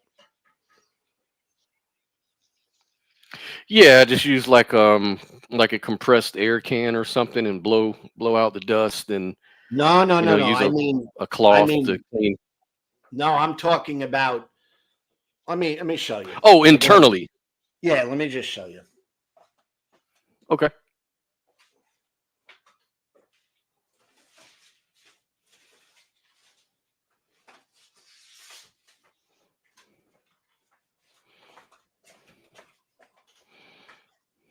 Yeah, that's it. I got two of these, and they've been sitting on my bed. I actually sleep on the bed, and I have a few laptops that are just sitting there on the side of my bed. And it's not Uh-huh. the bed I use all the time. It's a bed I use when my girlfriend needs to actually sleep, because sometimes she gets up at 4 a.m, and Hmm. I'm a late nighter, so sometimes I'll just sleep in a different room. And this is on my bed. These are MacBook Pros. I got two of them. Yeah. The thing is, I have not got into them to clean the inside, meaning the hard drive and stuff. Yeah. I can do that. It still has someone else's stuff on it. Okay. Right. Yeah, I can fix And that. That's they didn't that's come no problem. with a cord. Yeah, I can get a cord. I've got Okay. Mac cords laying around. Yep. But as far I as I know, appreciate that. they're fully functional, and they were used by a professor. So they're not junk. Oh, okay. They're good laptops. But I really have not, because I don't have a Right on. cord. I haven't Right. like booted them up and got into it. But I know, because they were given to me because someone knows what I do, and they gave them to me to redo for them. That's why what I'm saying is I don't know what information is on there. Now I could probably go to a buddy of mine and have him mess around with the cleaning them out. But that's why I'm asking you if you actually knew how to do that Hmm. stuff, because Oh yeah. basically I they could do got to that. be wiped clean, and then a new setup done. Yeah, new operating system. Yeah, a Yeah. new setup. Just reformat it. Yeah, all reformatted. Yeah, But reformat. they're MacBook Pros. They're good for the music stuff, and I just happen to have two of That's those. awesome. But I have other. That is Mostly I deal with Microsoft, so most of what I have is Microsoft. Yeah, me too. I used to have a Mac, but that was years ago, and that computer doesn't even turn on hardly anymore. So I've just been buying these little cheapy DP Windows machines and stuff, and that's never gonna do the kind of stuff I need to do. I got So I yeah, I'm got kind of a looking at it. just talking shop here. I got a Mac Pro. That's an older Hmm. Mac Pro with a brand new operating system, the Monterey. It's got double video cards, 64 gigs of RAM, an SSD, and a 6-core Xeon 6-core with hyper-threading. And Hmm. that would be a beast that you probably can make music on and do everything on. But it's Oh not hell a yeah. laptop. It's not a laptop. It's what they call a garbage can. I don't know if you've ever seen them. Oh, it's like a microform. It's like one of those little microform boxes. That's cool too, though, because I used to use those at work all the time. They're real handy. Yeah, I can use that. Shit, I got That's but monitors for days. here's the thing. Here's the thing. For me to send that to you would be a big ordeal because Oh, really? it has everything, the screen, the keyboards, everything. So it'd be a big Yeah. problem. Is the keyboard, is everything attached? Like I'm not sure. No, I'm kind of confused. Is it just like is it like a big monitor looking thing? Oh yeah, it's like a 20, at least 23-inch monitor. Yeah, and it's all inside. It's all kind of like one unit, right? No. It's look them up when you get a chance. It's called the garbage can. Okay. The actual tower looks like a little garbage can. Okay. Okay. I'll look it up. Check it out. But I mean, I'm telling you, for me to like mail that would be a big ordeal. Big pain in the ass. Okay. Well, don't worry about that. Shit. 'Cause it's like I really hate mailing stuff, and it's Yeah. like, I mean, who knows what that would cost to even mail? I don't know. Yeah. Fuck that. And then it could get broken. And Yeah. It's a lot of trouble. Exactly. No, I feel you. but I'll try to help you out one way or another. Oh, hell yeah. I appreciate that, brother. I really do. I really do. Uh, shit. Yeah, I'm supposed to hear back from this job. I just heard back from him. I went through 2 interviews, and and there's a last interview I need to do tomorrow. And usually, if you're doing the last interview, they're just pretty much telling you, stuff like when you start, from what the guy told me, unless I piss the guy off. I think I'm going to be talking to the director. I don't think I'm going to do that.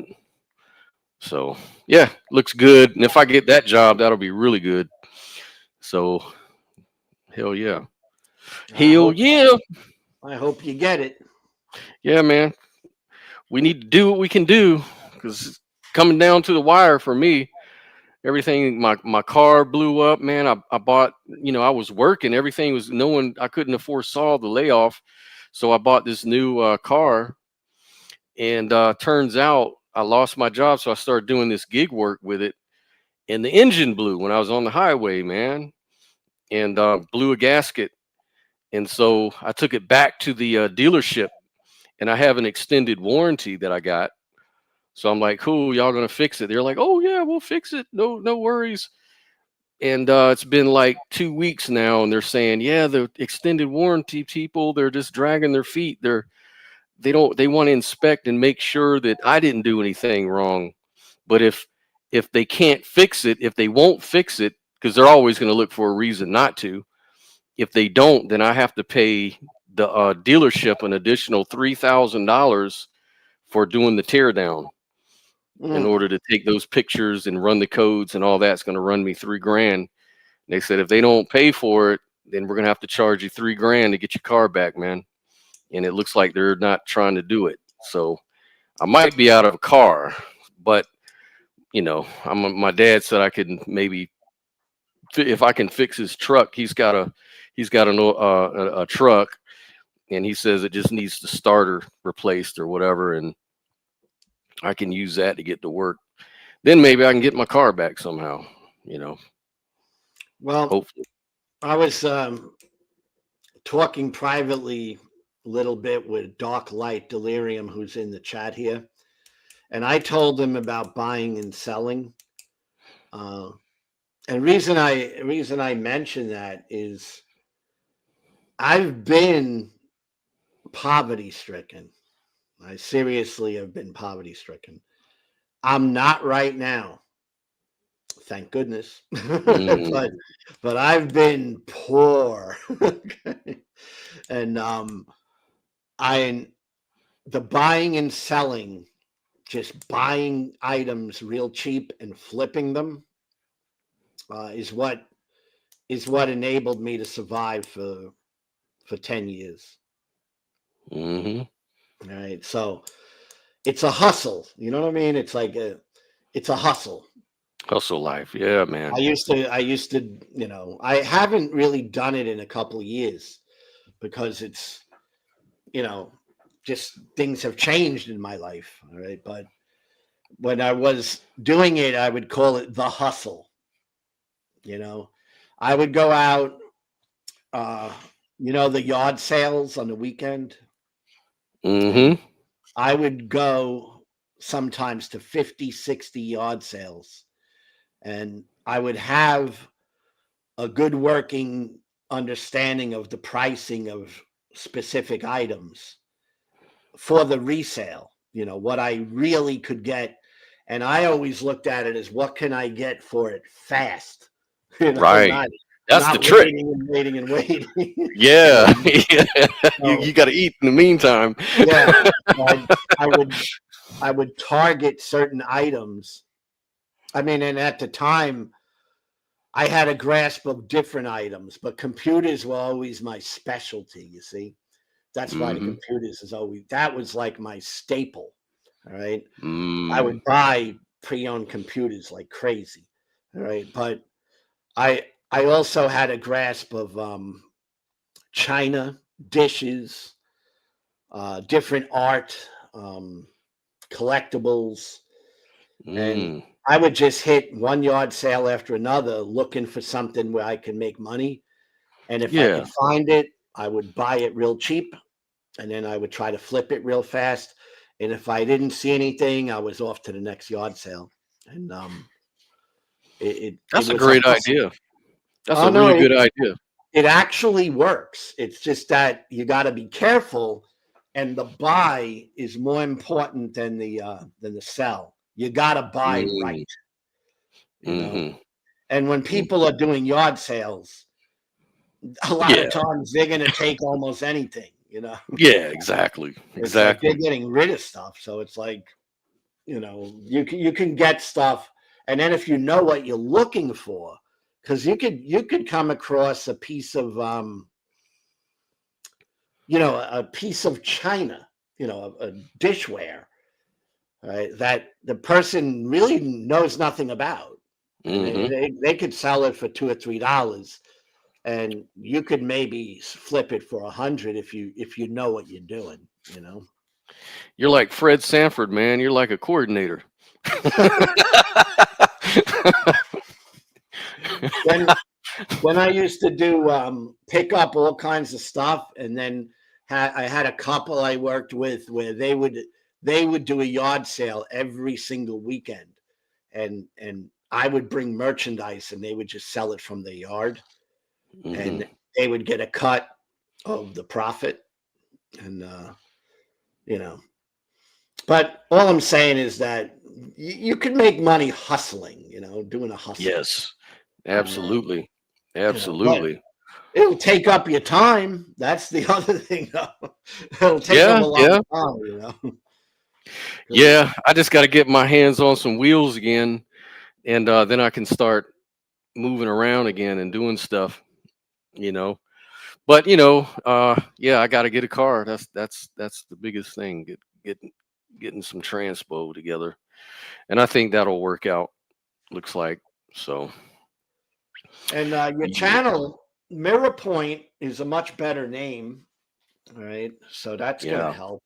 And I mean, if there's anything I could do to help, hop on, whatever. If you want to come on this channel and do videos, that's fine. I mean, I literally just got monetized, and that was like about a few days ago. Hmm. And I mean, I'm gonna keep pushing it and pushing it and pushing it for hopefully, a long time. But you can't count on a channel. I mean, I Right. look, I have $3 owed to me right now. it's, Wow. it's not exactly life changing. Right. Right. It ain't gonna really do a whole lot. And anybody, and I notice, like we also do debates, like we debate, you've seen a few, we debate Christians and stuff on that channel. So if any of your audience wants to come on over and challenge a debate, for good fun, for kicks and giggles, come on through, man. We'll debate. And usually people really tune in and follow based on those debates, because a lot of those guys have followers, and they like to follow their favorite people, and then they'll subscribe to you off the strength of that stuff. And that's kind of like most of where I get all my subscribers from is when I start doing debates. I notice I get like 4 or 5 new people and stuff, you know. Bro Joe 420 Cafe says, "I'm a hustler, baby." I hear you, bro, Joe. I was a hustler. I did buying and selling for over a decade, and that was my way of making money, is buying and selling. I used to call myself the street computer guy, the ghetto computer guy, because I had customers who couldn't afford to spend a lot of money on computers, and I would be doing business all the time in the ghetto, selling those $100 laptops and that sort of stuff.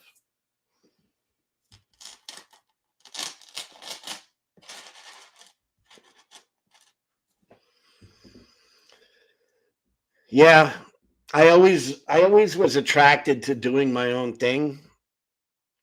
So, yeah, I was always attracted to trying to do my own thing. Okay, Scott, email me. You got my email address, I know. You got to get better internet.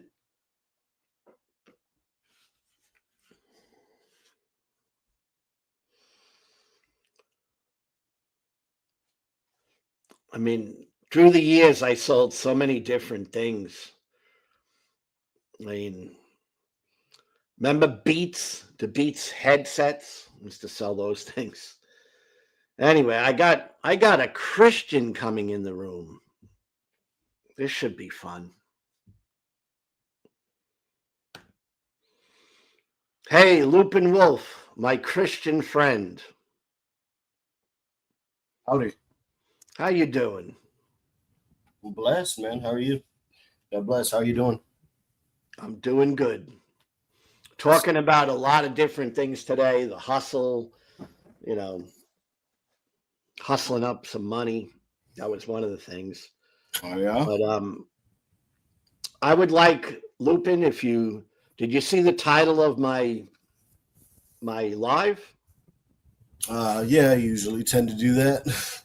Okay, because what I was looking for was people to tell me why a grown man like myself, because I'm looking at it as, trying to understand why someone like me would bow to Jesus. What would be the point of that? Well, I mean, he's to show reverence to the Creator, to the Almighty, to the one that created everything in the universe, to the one who gives you grace. At the end, every knee shall bow and every tongue shall confess that Jesus is Lord.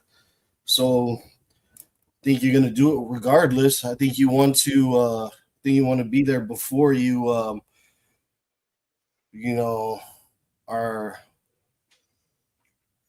kind of forced to, because I think by that time it might be too late for you. Well, the thing is, the whole thing of bowing down, the whole thing, I mean, it's just really a strange thing to me. I mean, if I look at a person, let's say, and I say, wow, this person, I really respect them. They're, someone I really look up to. Maybe I wish I could have some of the abilities that they have. The last thing I'm going to be doing is bowing down to them. So I don't like this. This to me is a strange thing about Christian men specifically. It's like Christian men are obsessed with bowing down. It's like, what kind of a macho thing is that? Because I don't get it. Well, it's like, I spend my life on my knees. That doesn't seem weird to you? I don't spend my life on my knees. Like, strange. Yeah, I mean, it's a show of humility. It's a show of adoration. It's a showing of appreciation. I mean, I don't understand why it would be so strange a lot of people bow. If you look at Asian cultures, they do a bow. If you look at European cultures, whenever people are getting knighted, they bow, to show respect, reverence, and you just bow. This is the ultimate. This is the ultimate king. This is the King of Kings, Lord of Lords, God of gods. Creator, the absolute creator. And then when you see him, you just you bow and say, Lord. Oh, would you? Do you see that someone like me sees that as kind of beta? It's like a kind of beta thing to do. It's like I've met famous people, I've met very wealthy people. I've never bowed or genuflected or acted any different towards them than I would you. I'm just myself. No, I wouldn't say it's a beta thing to do. I don't think you should bow down to just anybody. I think there's a mutual respect that you can do that on a human level, like if you were getting knighted or something like that, or I don't know. Sometimes people take a bow during plays. It's a different type of bow. Well, yeah. I mean, I'm not talking about like a. I'm not referring to like a sign of respect. When you say every knee shall bow, every tongue shall confess, right? We're not talking about, hi, okay, I respect you, see you later. We're talking about a beta activity. We're talking about being like, genuflecting and pleading and begging and all this stuff. And it's like what I'm just talking about culture now. Right? Okay. Really, it's not an issue other than culture. No. But I see all these MAGA men, and they're out there genuflecting and bowing and all this stuff. And I'm sorry, I'm not bowing. Who do you see him? Well, Jesus Christ is God, so it's. I mean, like I said, this goes beyond just humanity. This is the King.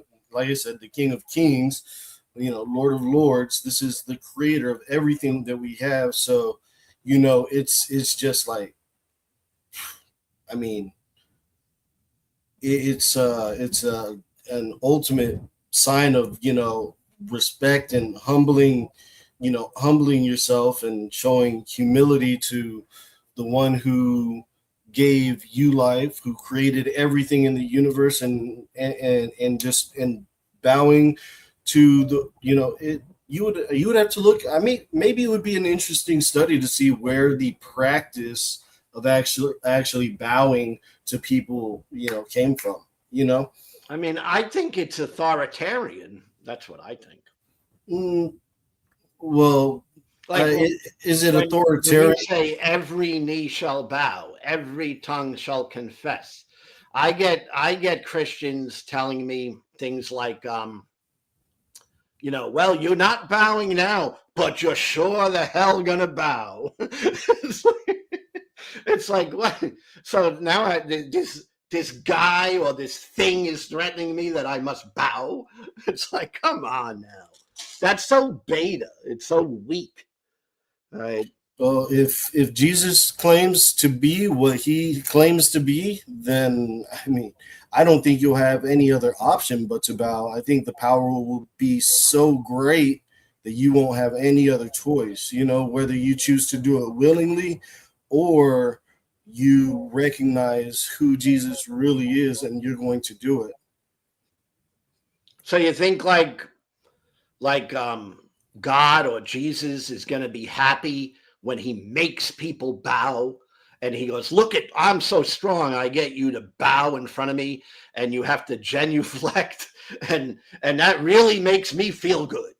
I mean, I don't think he's making you bow. I think it's just going to be a point of realization that you realize he is who he says he is, that Jesus Christ is Lord, Jesus Christ is King, and that you are either going to be at a point where you've been so deceived and so mistaken, and it's going to be so obvious that you're going to be forced to bow and forced to confess that Jesus Christ is Lord, That's what I'm or saying. you're It's like, going to be a Christian, you know, like as a it's like Christian, or waiting for the Messiah. if I did that in real life, if I went to my neighbor and I said, "You're going to be forced to bow to me, and I don't care what you say, and I'm going to hold you down, and I'm going to grab you and body slam you, and you're going to bow no matter what you say," wouldn't I be just a real jerk? I don't think it's going to be that way. I think that you're just going to see his glory, and then you're going to bow, not because he forces you. It's almost like your body isn't going to be able to stand it. Like you're going to fall to your knees. Like I pray that you fall to your knees. You fall to your knees in joy and happiness that the Messiah has came and returned to us, instead of bowing down in tears, you know, realizing that you've been rejecting Christ all this time, and that it may be too late, you know. Yeah, but you recognize just by what you're saying that there are some people that you seem to think are going to be forced to bow. Everybody. Well, no, there could be people bowing because they want to bow. Yeah, Christians. Like, oh, I want to do that. Christians, right? Yes. But there's some people who don't want to bow, and you seem to think that the God, Jesus, is going to say, "No, you are going to bow because I'm going to force you to bow." I don't think he's even going to have to say it. I don't think he's even going to have to say it. I think his glory is going to come, and it's going to be so powerful. You're not even going to have an option. You won't have an option to. You will just have to. It'd be the epitome of truth, and just the rejection of truth. And then whenever you see God in his glory, you will bow, possibly in fear, possibly in regret, possibly in sadness. You know, I know Christians will be bowing in joy and in respect, but you know, well, I don't think I think you're putting a human limit on what you think God's power. Well, no, I'm not. I'm saying that it would seem to me to be a very insecure being or person who is going to force everyone to bow to them. That to me seems really weak. It doesn't seem like a very good thing. And then on top of that, it doesn't seem like a good thing for me to be doing anyway. Like, why, if I met the president, you think I'm going to be bowing? No, I'm sorry. Hope you shake his hand and say, "Thank you, Mr. President, for what you've done." Or no, I've met some famous people. I've met some rich people. All right, and I feel that those people actually respect you when you do not bow to them. All right, because if you're just a fanboy and run up, "Oh, I'm so excited to meet you," you look like an idiot. What if I saw you and like I dapped you up and then brought you in for a hug, and be like, "Hey man, it's good to see you." Hey, how's the Christian journey going on? There's appropriate, and I understand there's appropriate behavior, but the bowing and worshiping a man of some is ridiculous. Like you said, it wouldn't matter who it was to me. It could be the most famous, Elon Musk. If I happened to be some crazy place and Elon Musk was there, now he's the richest man in the entire world. Mm-hmm. You think I'm going to run over there? "Oh, I'm so happy to see you." It's like, I probably would. I'd be like, I would not. And I'd be like, "Whoa, man! Hey, I'm a huge fan. May I shake your hand? And I don't know if I would bow to him. That is a human being, and bowing is not really an American culture kind of thing. But maybe if you were in Japan, you'd probably give a polite bow to somebody, just to anyone, just a person on the street. That's their culture. I wouldn't bow for very many human kings. Like I wouldn't bow to a king, a human king. I'm not a big fan of kings. Well, I'm not a fan of kings either. Yeah, I wouldn't bow down to Trump, but because Trump is a man, but I definitely will show reverence and respect and show homage to him. And I'm a Trump supporter, so I treat every human being the same. So I don't care if someone's a billionaire. I don't care if someone's a king. I don't care if someone's a god. I just literally treat everyone the same. Okay. And I don't get this thing, because I see it. I watch debates with the macho Christian guys. It's like me. Well, I mean, the truth is, it's like, how macho can you be when it's like, oh, and you're bowing on your hands and knees? I'm sorry, man. All right, where I come from, that ain't a thing. I'll be honest with you. I don't understand like the fanboyism and the idolization that some people have, and like even like I've met like my favorite rapper, Tech-9. Like I've met him before. I met some of my favorite musicians before, and even then, whenever I go up to them, I try and act as normal as possible, because I think even they get weirded out whenever you act very overreactive or fanboy. That's what I'm saying. It makes them feel weird. It's like, that's what I'm saying. It's a weird thing, to be bowing down to these people. Yeah, but I see God on a plane that is nowhere near, no Donald Trump, not even a better president than Donald Trump. Even some of the greatest kings in history, I would be,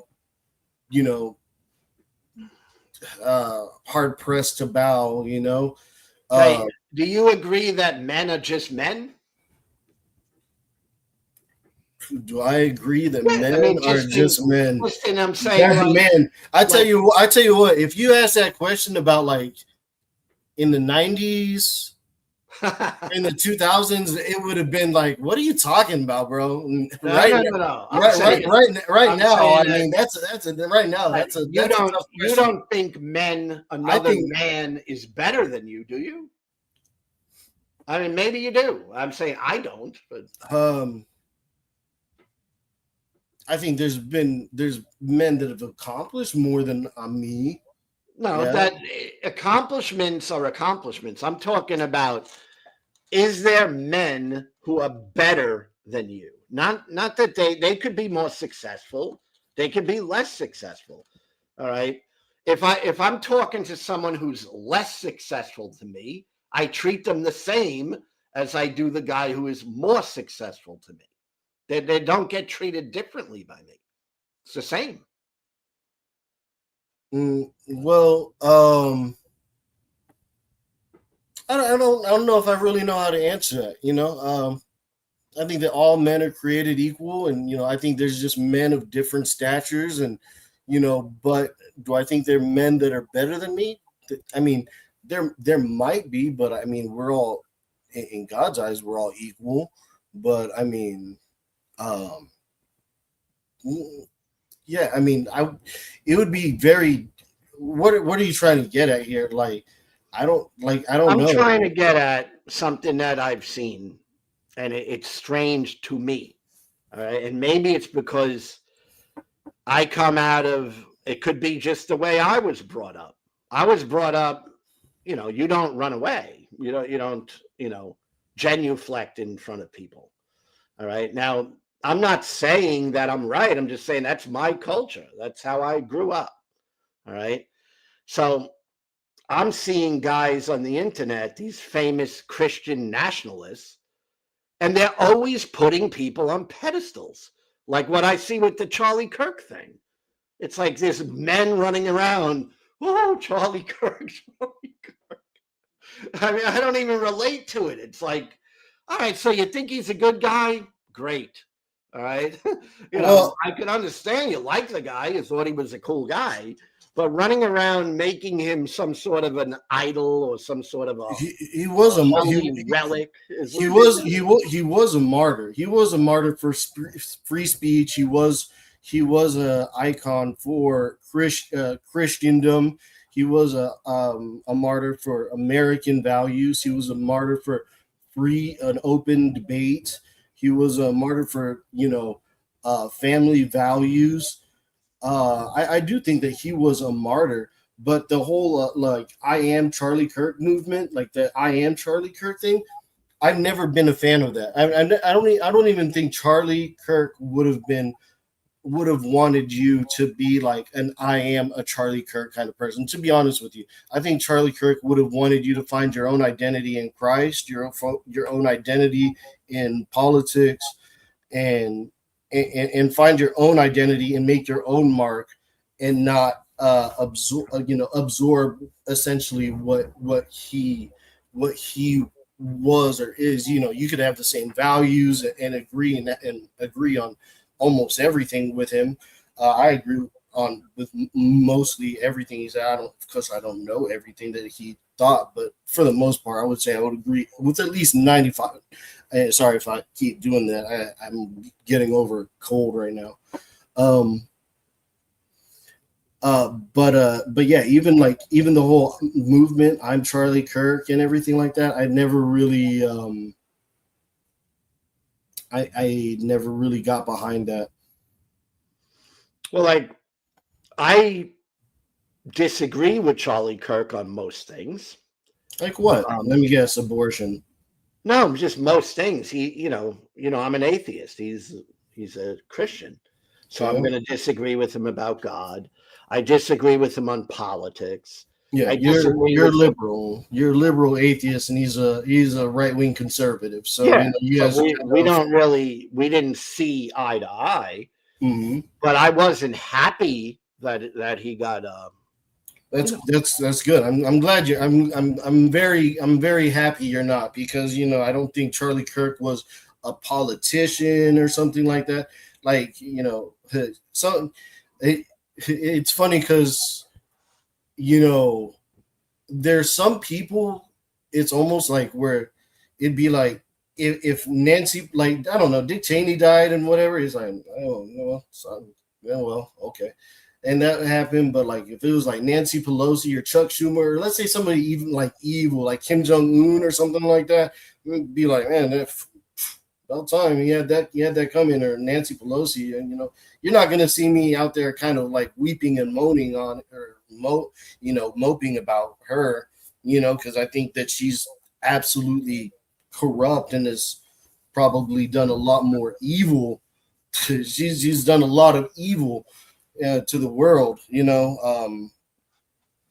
So, but Charlie Kirk, he was just more of a very down the middle, just open talker, a family man, and he wasn't even really a politician. He was just a talker. He was just a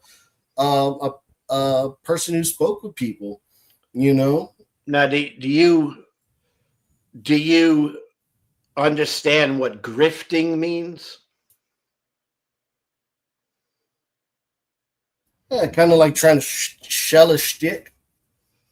Yeah. Do you think he was a grifter?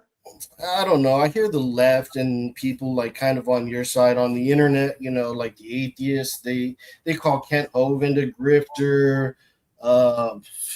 They call almost every Christian almost a grifter.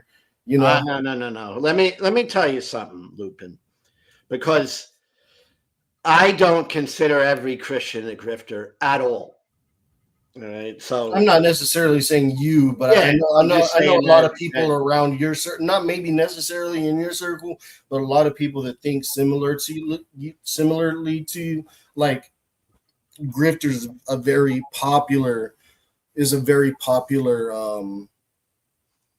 word to use. Do I know exactly what it means? I can look it up. But well, no, I'm going to tell you what it means. Well, All right. okay, you tell me what it means. All it means is a person who is manipulating people to give them money, right? And they're doing it on a high level. I mean, you could grift on a low level, Sure. right? But I'm talking about people who get rich and become very, very financially well off because they're manipulating other people. Okay. That's a grifter. And And I the think Charlie Kirk was a grifter. I highly disagree. And the actual definition for grifter is a person who engages in petty or small scale swindling. So no, I would not consider Charlie Kirk a Well, there's- grifter. I'm at all. looking at it. I'm not using small scale. I'm looking at it as large scale. Oh, he was massive, but I don't think that's being. I would not consider that grifting at all. I think he was just success. He was successful, and you know, whenever you gain a following, people want to support you. People want to support your institution financially. You know, I mean, that's it's so strange that whole concept. It's just, you know. I mean, I could say that you're a grifter. Anytime that you get a donation and whatnot, you're just grifting, pushing little petty Christian, you know, kind of contrarian kind of stuff, and being like, "That's your grift." You know, I can say that, or I could say, "Hey, Brooklyn Lou's a capitalist. He's making money Well, off." like we were talking before, a hustler. Yeah, a hustler. You know, Right. But So the thing is, a hustler to me, all right. There's two types of hustlers, right? You got a hustler who is manipulating and ripping people off. well, Then you got scam a artist. hustler who is just giving value for value and just hustling it up, and Yeah, like a You scam artist or con artist right, versus a legitimate person that is bringing either something of value that people want to purchase right. legitimately. I mean, What was Charlie Kirk's product? yeah, tons of products. I don't know. I mean, I don't know. I mean, he had physical merchandise. He had shirts. He had hats. He had probably, you know, clothes, probably mugs. You know, whenever you run an organization like Turning Point or something like that, they have merchandise where you buy, and you know, like if I go to InfoWars, okay, I guarantee you, your fan base will agree with me here that they think Alex Jones is a complete grifter. You know, total grifter. I bet you probably think Alex Jones is probably a grifter, maybe. Yeah, he definitely was convicted of such. Well, no, that was because of the whole Sandy thing. Yeah, but he was taking in money for that. So, well, okay, but let's talk about like his products that he sells. His like super mind force things, and all his supplements, his vitamins, and everything like that. See, a lot of people know that they're paying a premium price for that. I bought some things from Alex Jones. I'm an Alex Jones fan as well. And I bought his stuff knowing that I could get the same product for a lot cheaper elsewhere, but I chose to buy it through him. Not very often. I would buy it every now and then. Usually it would be like whenever it was a sale, like buy one, get two free or something like that. You know, I'd be like, okay, I'll go ahead and get some brain force. Why not? Brain force. Why not? Something to help me focus. You know, they sell that stuff all over. You know, you can get that stuff on the shelf on Walmart. You know, for a quarter of the price. You know, you can get it on Amazon for pennies on the dollar. But I actively chose to buy it, knowing I'm paying a higher price for a product. You know, to support his channel. Also, I think his stuff may be a little bit higher quality. Maybe it's not that higher quality. At the end of the day, I knew what I was buying. I knew it was, you know, upcharged a bit. you know. But I did that to support his channel. I don't think that's a grift. I think that's just somebody supporting. Well, I think there is a difference, and I don't think everyone that is a business person is a grifter. Of I look course, like not. a young Alex Jones. I don't think so. I think Alex Jones has a more Roman nose. So why should I bow down to your concept of a Jesus? Well, that's going to be your choice. I mean, biblically speaking, like I said, every knee shall bow, every tongue shall confess that Jesus Christ is Lord. Like I said, there'll be the Christians that are awaiting his coming, that when they see his coming, they will bow down and say, the king is here, it's time. And then there'll be those that fall to their knees, practically weeping. We should maybe pull up the verse. This is, I'm glad I came in here. It was a good conversation. I like this. I noticed you've been kind of questioning, I've seen some of the titles on I've been extremely busy for the past couple of weeks. Also, came down with the flu, but I checked out a little bit of your stuff. I've seen some of the titles, and it's seeming like you're trying to understand Jesus Christ. It's really seeming I think I understand Jesus Christ. Well, it seems that you're not. It doesn't seem like. Well, besides, I think I saw one of your streams where it says, "Is the God of the Bible, mentally challenged or something like that?" Yeah. Something like that. But the other ones that I've seen were a little bit more kind of humble, if you ask me, or seemed a little bit more genuine or inquisitive. One thing you may not know yet, but I'm always genuine. Well, no, what I say is what I think. No, I think there's genuine, but I can tell I can tell shifts in people. I can tell, maybe there's something. I don't know what's happening in your life, but maybe there's something going on where you're like, maybe I should, look back into the faith. Maybe I should. So maybe I'll find something. Maybe I won't. But maybe I should look into it because maybe there's something there that I missed. Or maybe I don't know what's going on. I look into the faith every day. Okay. I've looked into the faith most of my life. I have over 40 years looking into the faith. All right. And I don't plan on stopping because I always want to keep an open mind and I always want to hear if there's anything new. All right. I don't really encounter anything new. I mean, it's always the same old for the most part.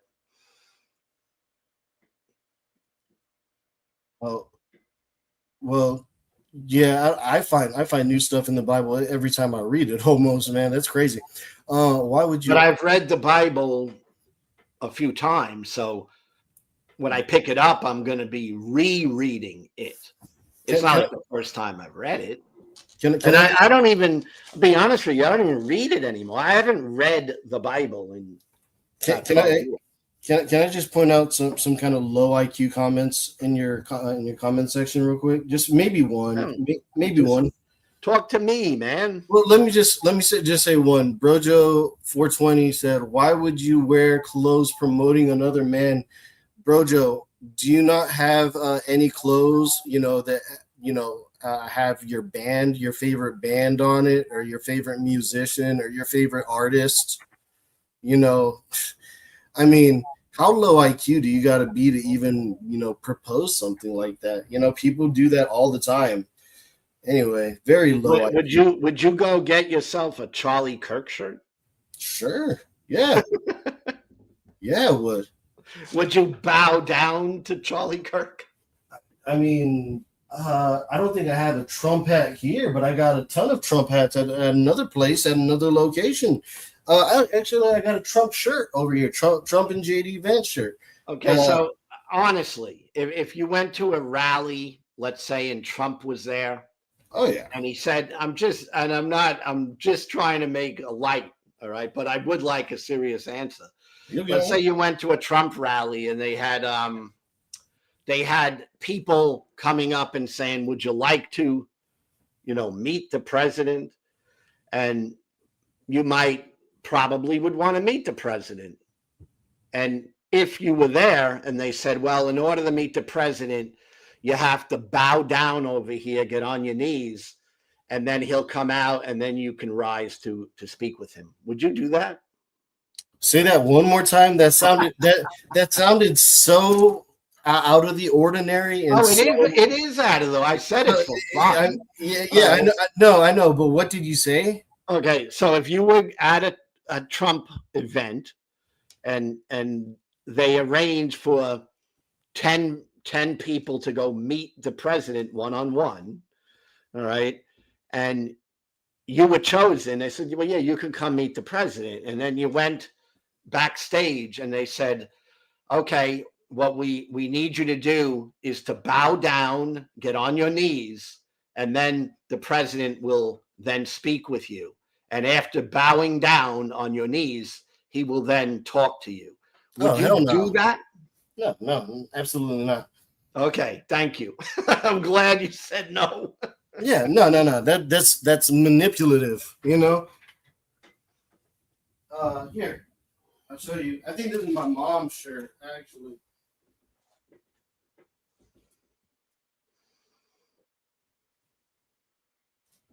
Well, let's see. This is my shirt. Give me 1 second here. I won't take up too much of your time, bud.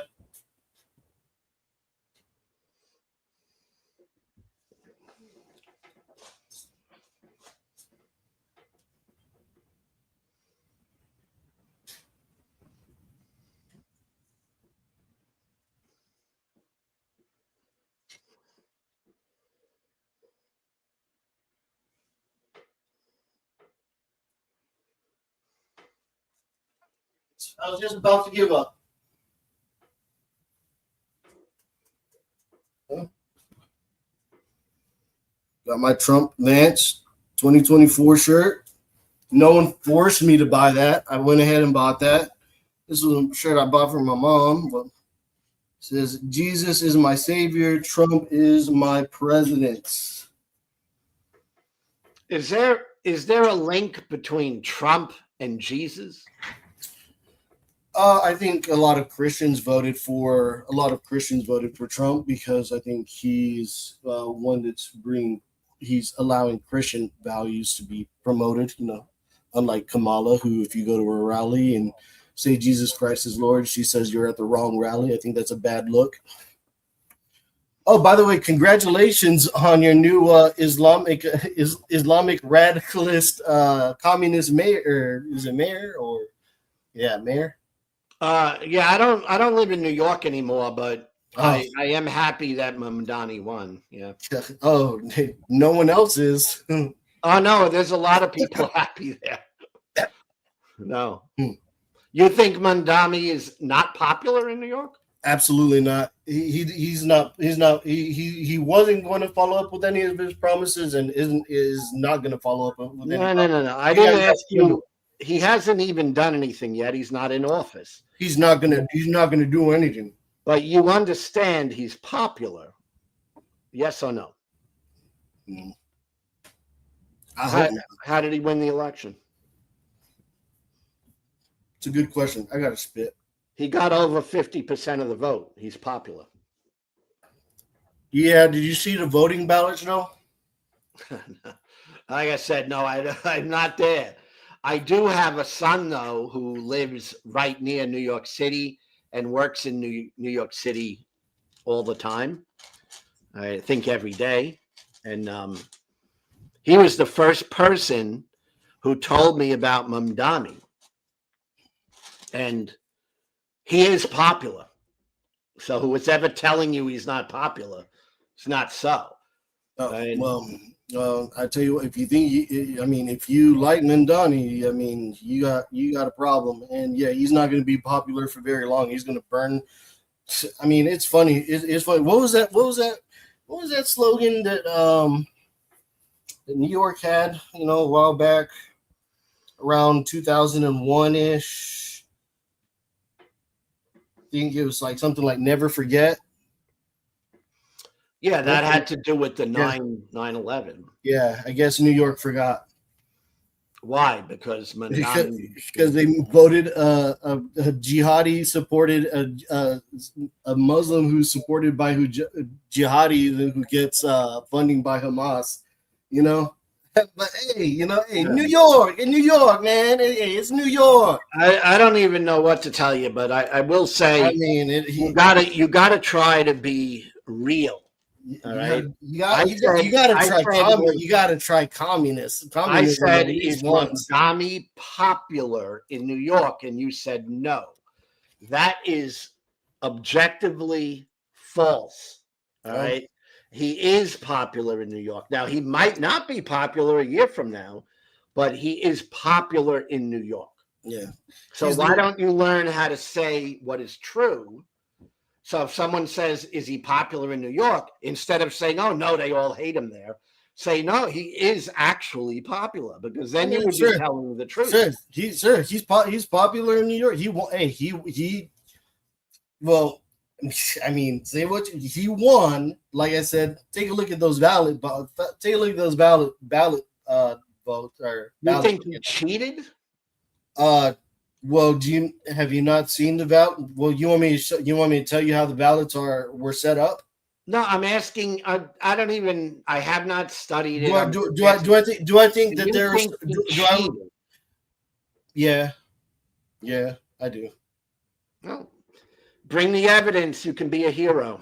Okay. Well, there's a lot of evidence out there, and But I'll tell you how it was. It was Mamdani. Okay, so whenever you had the ballot, you had Mamdani, then you had Sliwa, the weird dude with the hat, got shot by Al Capone. Al Capone shot me and everything like that.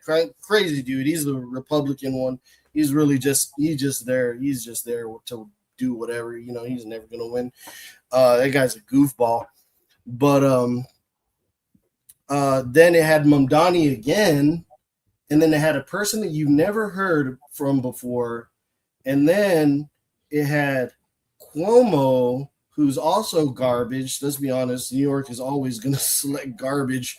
They had Cuomo like on the bottom right, way to the far right. And then next to somebody else who was running that I can't even remember their name. So, the ballot was it was weird to say the least. But I think there was some weird stuff going on. Maybe, but honestly, I don't find New Yorkers to be the brightest people in the bunch. So I wouldn't. Could he have won legitimately? Sure.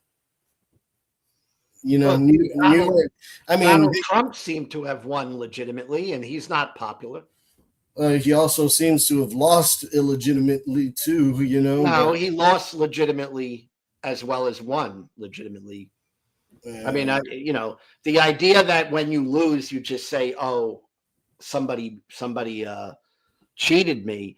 Unfortunately, we don't just say that without having the evidence to prove it. That's the kind of there was evidence, but if you want to ignore it, you can ignore it. Hey, the past is the past. What are we going to do about it? Also, do you think Donald Trump there's a lot of cheating? Do you think he's above cheating? No, I don't think any Republican's above cheating or any politicians so above cheating. Would, just between you and I, he would cheat, right? Well, this isn't just between you and I. This is between you, I, and all these other people. I mean, I'm just saying we're talking just you and me. Do you feel Donald Trump is above cheating? No, I don't think he's above cheating, but I don't think he does cheat. Do you think he ever cheated? I think the Democrats have been so blatant with their cheating. Like, we've always known that the Democrats have cheated, and I think the Republicans, they want to cheat so bad, and probably they maybe they do a little bit, but it's like, it's like once the you realize that the game is rigged so hard, and the other side has been cheating and cheating and cheating. Like the whole immigration thing, if you don't even understand what the whole immigration thing is about, why do you think they want to, why do you think the left wants so many illegal immigrants to come into the United States undocumented? Why do you think that the left also promotes no voter ID?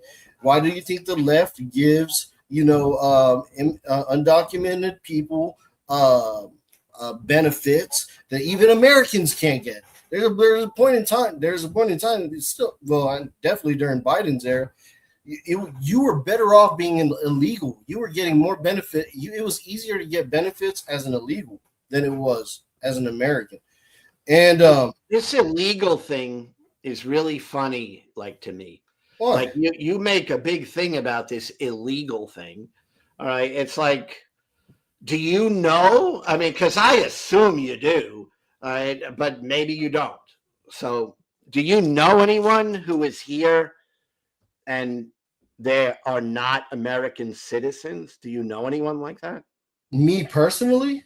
Yeah.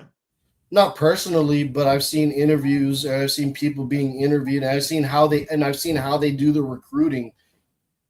No, so I'm saying do you recognize that there are millions and millions of people here who are not American citizens? Obviously you do, because they're out there trying to grab them, right? Of course.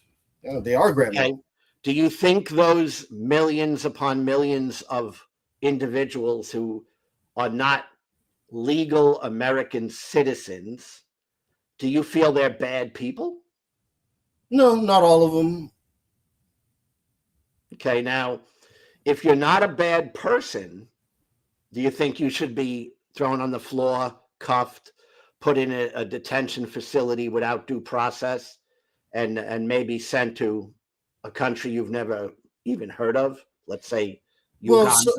Is that what you should do to a good person? So what the Trump administration wants to do is go to the prison systems first. They want to go to the prison systems, get the people who are undocumented and have a criminal record, and take those people out. See, the sanctuary cities are screwing over everybody else, because if the sanctuary cities are not allowing them to do their job and go into the detention facilities where people have criminal records, proven criminal records, lengthy ones, violent ones, and not letting ICE go and get those people, who ICE has to go after next? Mom and pop, just trying their best, selling fruit on the side, or, have a little bodega or whatever, So, hey, that's a Democrat problem right there. Hold on. Because it's hard for me to believe you don't know. And if you don't, at least I'll be the one to tell you. You know that they are, ICE is picking up people from all over the country that are not violent criminals. Yeah, they have. Are you aware of that? They have every right to do that. They have every right to do that. Okay, but I'm asking, you're aware of that? Yeah, sure. Okay.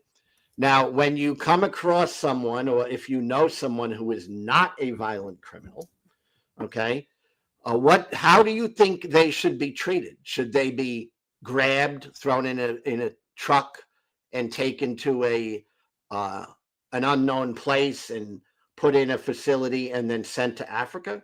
Is that what you think should be done with them? Is that what's being done? Can you bring me any case where that's being done? Yeah, that is what's being done. Who? To who? You're big on the internet. Can you name? I am pretty big on the internet. Yeah. Okay, so all you have to do is you could just Google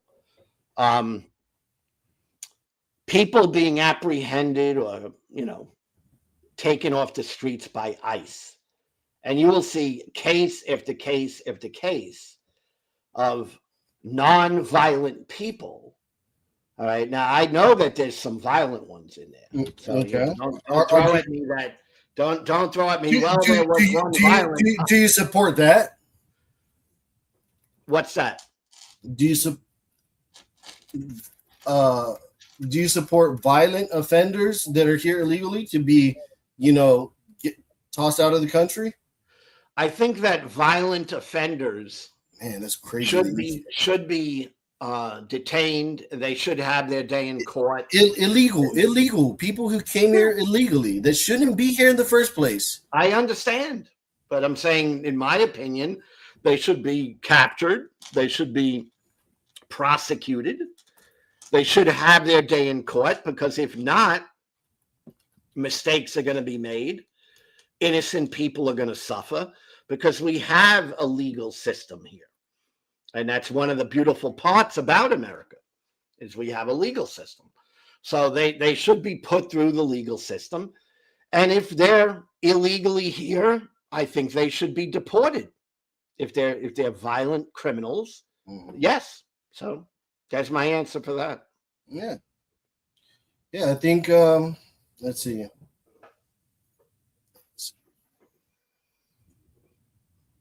Let's see, 1 year later, trying to find a non-biased one. Let's see, Homeland Security. Hold on, maybe I could find you the official numbers on that one. Let me see. There are some numbers, all right, and the numbers show that most of the people being apprehended do not have a violent criminal history. Even if they have a violent, or even if they broke the law. I mean, they broke the law whenever they came over here, but if they continuously broke the law, that's the game you play, man. Do you think a woman should be thrown on the floor by grown men? If the woman's acting up, heck yeah. I mean, what?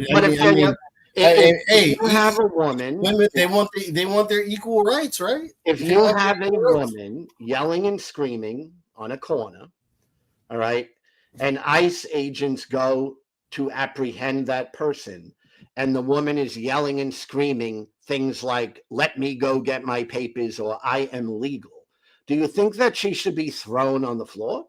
Is she resisting? No, just yelling and screaming.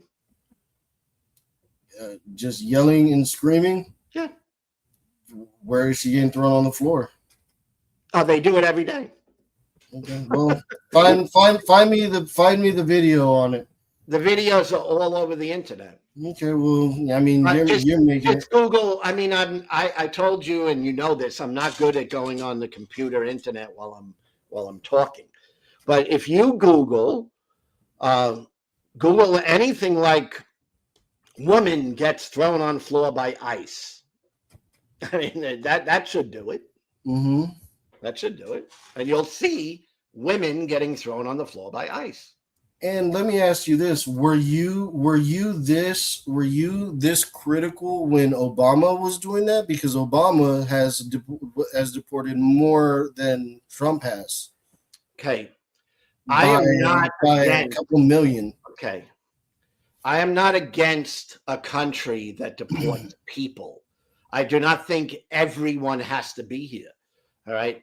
But I'm totally against grabbing people the way it's being done today in America, which is going to cause all kinds of problems. Why?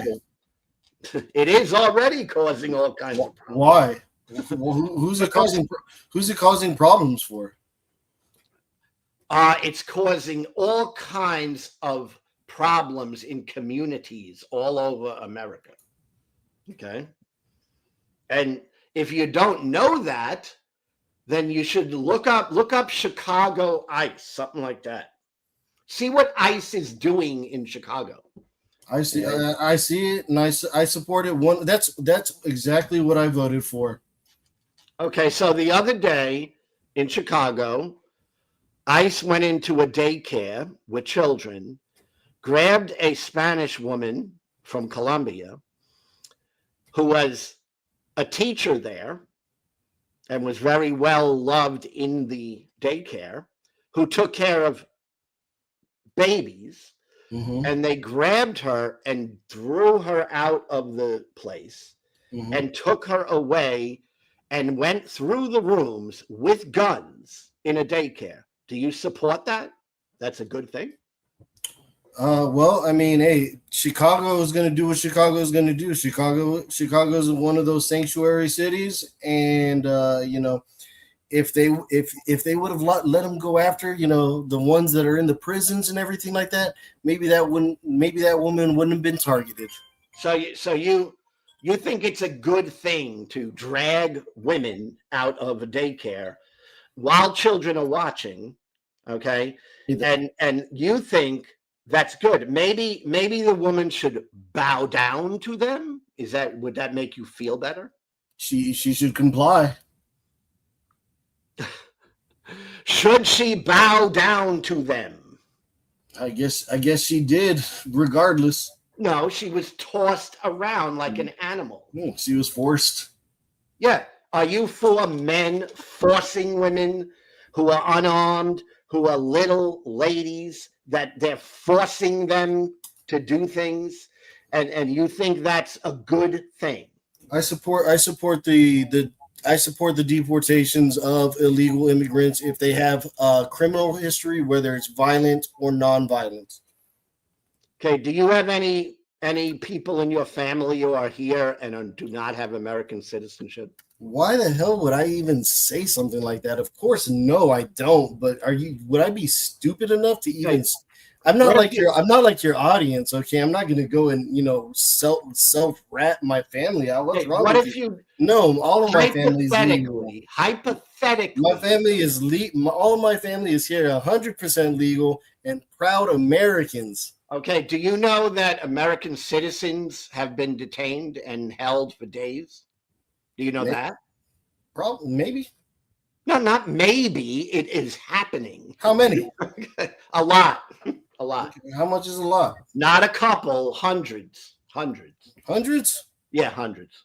Hundreds out of what? Millions? Probably, I would say probably even more than hundreds. But okay, yeah, then they go through their due process and then they get released. If you get captured and detained for 2 days, yeah, and you're put in a little cell with other people, and you cannot go anywhere. That's not a violation of your rights as an American citizen? No, it's a violation of my rights. And if that happens, then, hey, you know what? There's going to be a big fat lawsuit coming their way. Well, I wish that would happen. That'd be the easiest payday in my life. Okay, there's many lawsuits going on right now. Okay. And guess who's going to pay? Hold on. Guess who's going to pay for those lawsuits when they come due? What did you say? It was a child hospital? American citizens are paying for that. You are paying for that. I don't know if I'm paying for that or not. Unless you're not a taxpayer. Taxpayers are going to be paying lawsuits because a dumbass regime is grabbing American citizens off the streets and detaining them for days. So American citizens are going to be paying that. Okay, well, it's probably not going to be much if it's just hundreds out of millions. No. The lawsuits are in the millions, the dollars. Okay, well, well, how many people are in America? How many taxpayers are in America? That's an acceptable use of taxpayer money to you, to pay off goons. All right, to pay money because goons went and grabbed American citizens off the streets. All right. That were not people they should be grabbing off the streets, and you think that's a good use of our taxpayer money to spend? I don't know if that would be taxpayer money, to be honest. Where do you think it's coming from? You think it's coming from Orange Man? He's going to pay? Yeah, it would have to come from the state. It's coming from the government. It's not coming from a man. Mr. Trump is not going to give money for that. You know that. Women in Chicago deported at child. What was it? A what? Which story? There's many of them. Which story you're referring to? The one that you were referring to, about the lady getting thrown, Oh, woman in Chicago. Just write Chicago. Go on YouTube, right? Chicago. I'm doing it right now. All right. ICE. ICE. That's good enough. Yeah, that should be good enough. Chicago ICE. That's it. Yeah, that should be good enough. What do you see? Oh, Chicago. Okay, Chicago daycare teacher Diana Santillana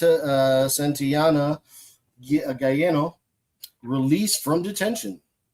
Mhm.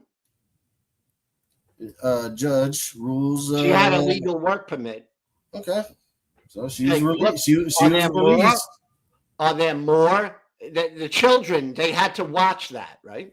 Hey, oh, I'm sure they'll get over But it. you love children, right? Yeah, most of the time. Sometimes they get on my nerves, but yeah, no, I'm just playing. I love children. Of course, I love children. I love everybody. Okay. Do you like it when children see their moms and dads No, that's terrible. thrown on the floor? That's terrible. Terrible. It can be traumatic. Okay. It's an unfortunate part of life. Okay, so it's just unfortunate that we have a regime that is doing that, and Not a it's just regime. unfortunate for those people. Let's see. Okay, so now that I have her name, let's see. Look up. She's that's one person. Do you see other stories there? Not very many. Really? No, I hear them, but then I see them. I hear them, and then I look them up further, and then I find that there's more to the story than whatever Well, the but news when headline. you see someone getting dragged down the road, there's nothing more to that story, is there? Yeah, of course, there's more to the story. When an American citizen gets dragged down the road unarmed and did not commit a crime, is there more to the story that you need to know? Absolutely. Yes. What else do you need to know? Okay. Washington Post latest ICE lie is so bad about official DHS X account as how do you people sleep at night? And tears at the teacher story apart. Tears the teacher story. So right here, there. Okay, on Wednesday, the outlet posted a link to a story about a teacher arrested by ICE at a daycare in Chicago, Retha del Sol, which is both a daycare and immersion school. Yeah. Believe it or not, I do my research. You tell me something happened, I'll be like, okay, cool, that happened. All right, cool. I'm not saying that it didn't happen, but I'm gonna look into some of the details here. Well, without trying, because I see what you're trying to do. Oh, I'm not. You're trying to go to biased media. I said to punch in just ICE in Chicago, Right. and you're going to, I got to see what some right-wing outlet has to say. I didn't say that. I said go just punch in ICE in Chicago. That's it. Well, maybe that's why you're so emotional about this, because you don't really look up the entire story. No. Yeah, you just hear about it. You just hear about it and be like, "Oh, it's terrible." No, I don't do that. That's not my modus operandi. What I do is I research each story I'm looking at as far as I can go, and it is clear. This is absolutely clear that American citizens are being detained on the streets, and they're being brought into detention. Some of them are being released a couple of days later, which is fast.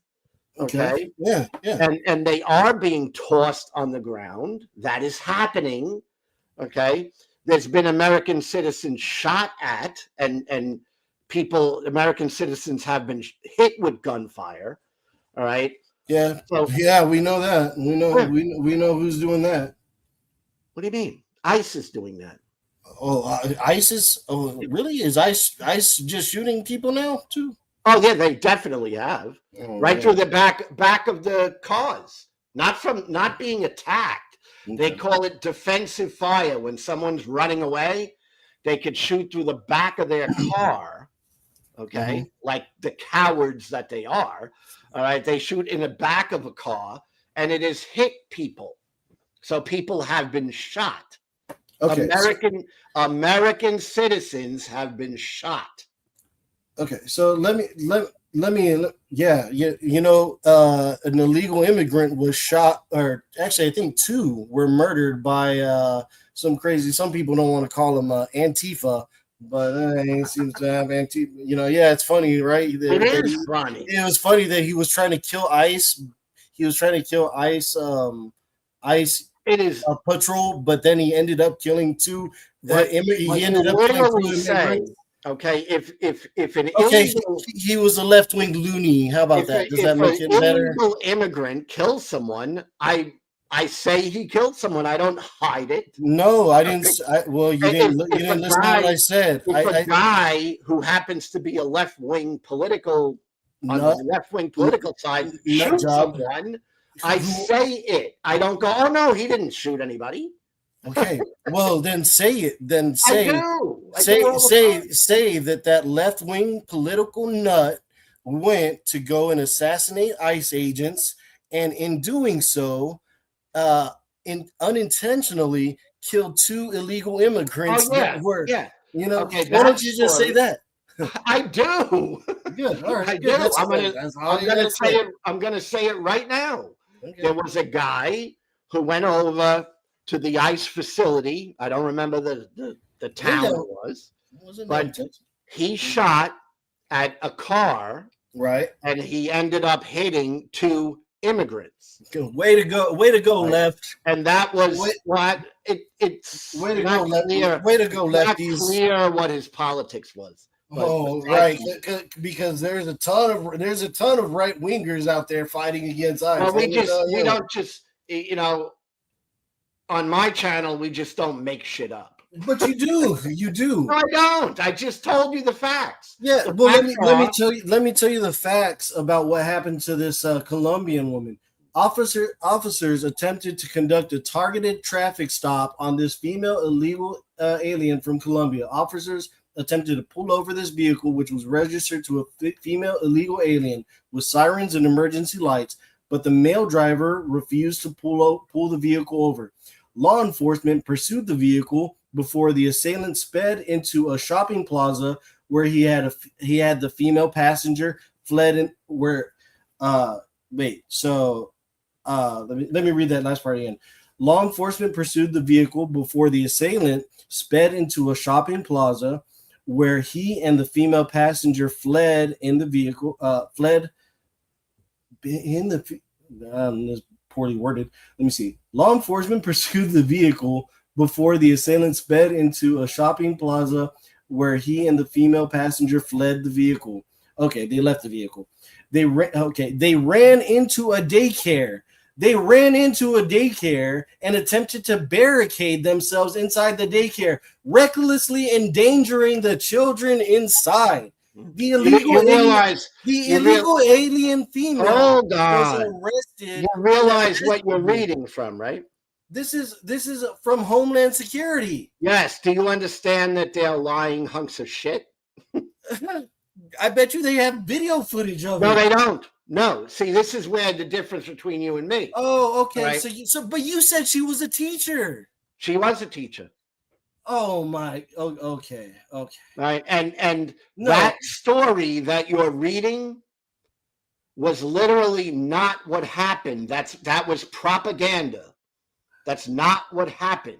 There were countless people who are on record that seen exactly what happened, and that is not what happened.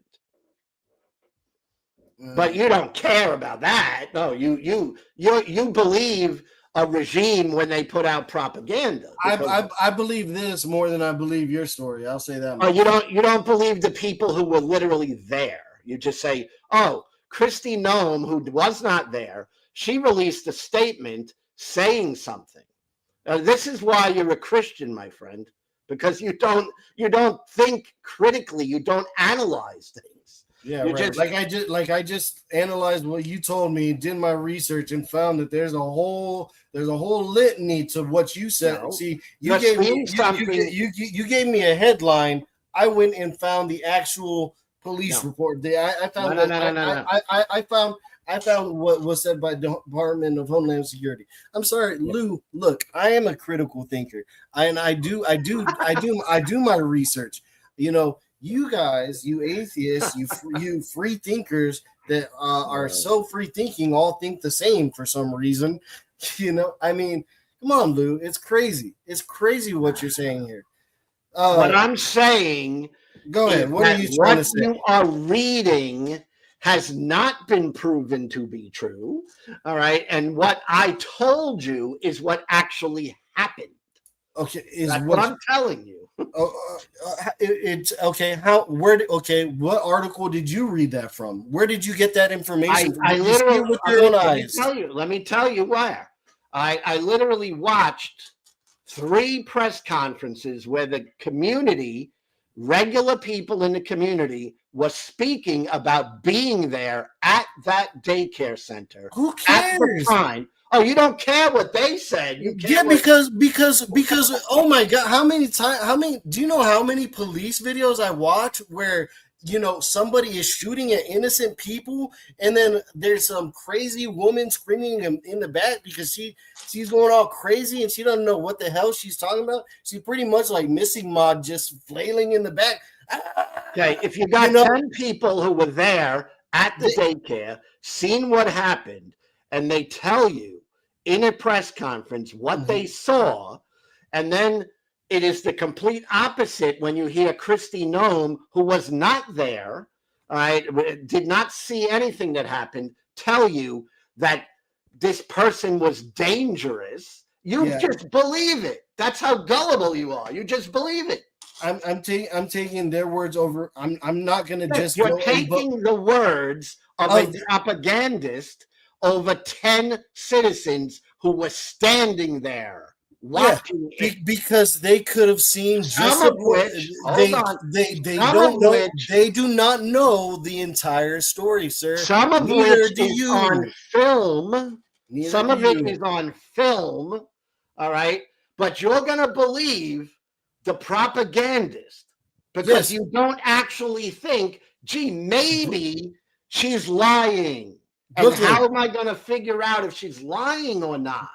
How are we going to do that?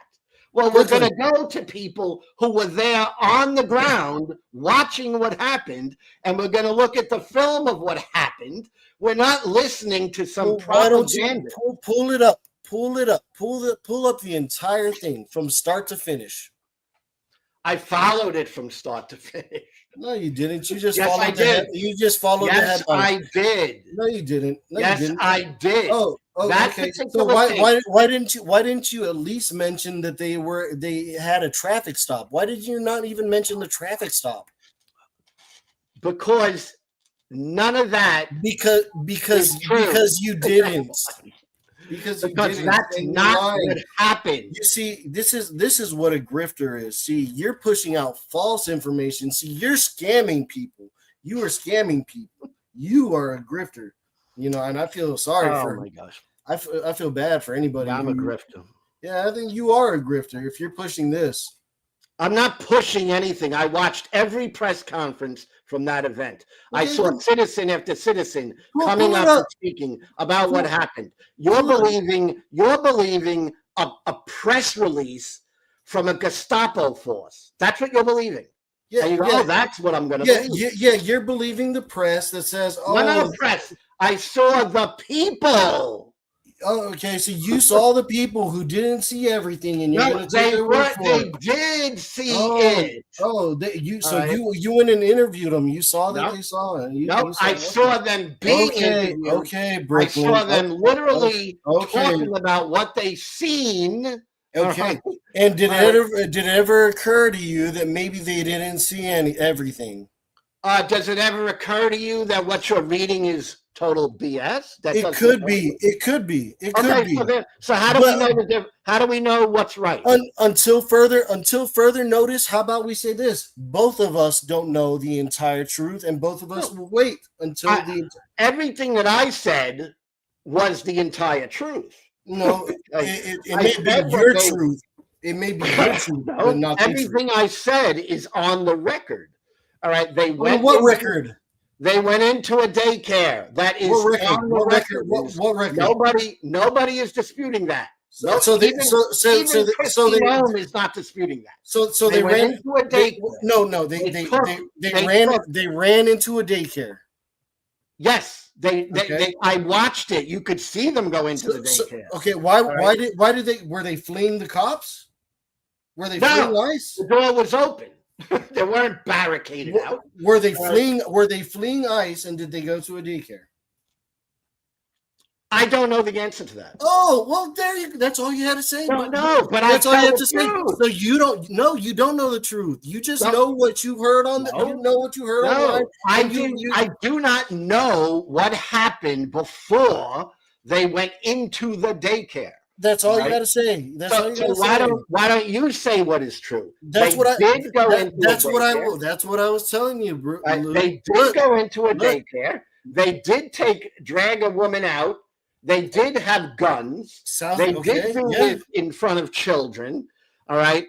They did release the person 2 days later because she wasn't a violent criminal and she actually was here legally.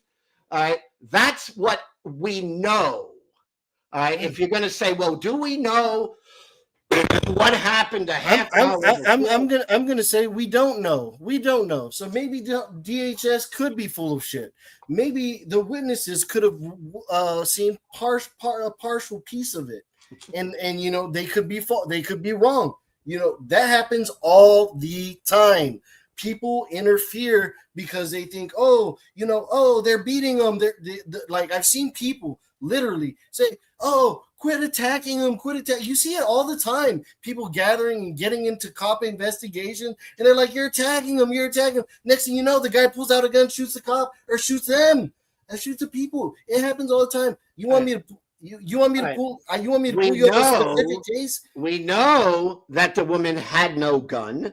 We know that she had no weapons whatsoever. Maybe you know that now. I said it's on the record. I mean, that's what I'm talking about. Okay. All right. So when you say, well, maybe she had a gun, no, we know she did not have a gun. And let's see. All right. So I'm just going to end this right here. And I think that what I said is the most logical thing. How about we both say, hey, look, we don't know the entire details of the story. How about that? I already said that. Okay, cool. All right. Then I'm glad you agree. Facts. I already said that. Let's see. Let's see. The illegal alien female was arrested inside the vestibule, not in the school. Upon arrest, she lied about her identity. The vehicle is registered in her name, though she claims she didn't know who the man was driving the car and just picked him up from a bus stop. I mean, the whole thing sounds sketchy. Facts including criminality. You're reading something that is designed to make it sound sketchy. You're reading propaganda. Okay. Hey, I could turn it around and say, hey, you're just buying into propaganda. No, what's the difference? I said I saw the people in the community when it happened speaking about what they seen. And we both agreed that you don't know if they saw everything from start to finish. So their testimony is moot. It's no good. But do we take these eyewitnesses that Jesus was walking around a town? Do we take that? Well, hey, that's up to you. That's up to you, man. No, but it is the epitome of hypocrisy for you to say, well, there's 10 eyewitnesses. No, each single one of them comes out and tells you exactly what they saw, and you can talk to them, and they're there to be spoken to, and they're on record, and they're living, but you won't accept their eyewitness testimony. I don't know the testimony of a woman, Christy Noem, who was not there at all, and you accept in a book that was thousands of years old that talks about an eyewitness, and you go, that's totally strong evidence. Okay, so look, I don't know what kind of fallacy that is. I'm sure that's some type of fallacy, but whatever. I don't even really care, to be honest with you. That's so silly. But anyway, it's so silly, but it's true. No, I mean, I believe in faith. I have a personal experience. No. Do you believe the eyewitnesses who were supposedly yes, the one yes, okay. I believe them. The 10 people who are living that are standing at the daycare No, that damn, tell you they talk. not a damn bit.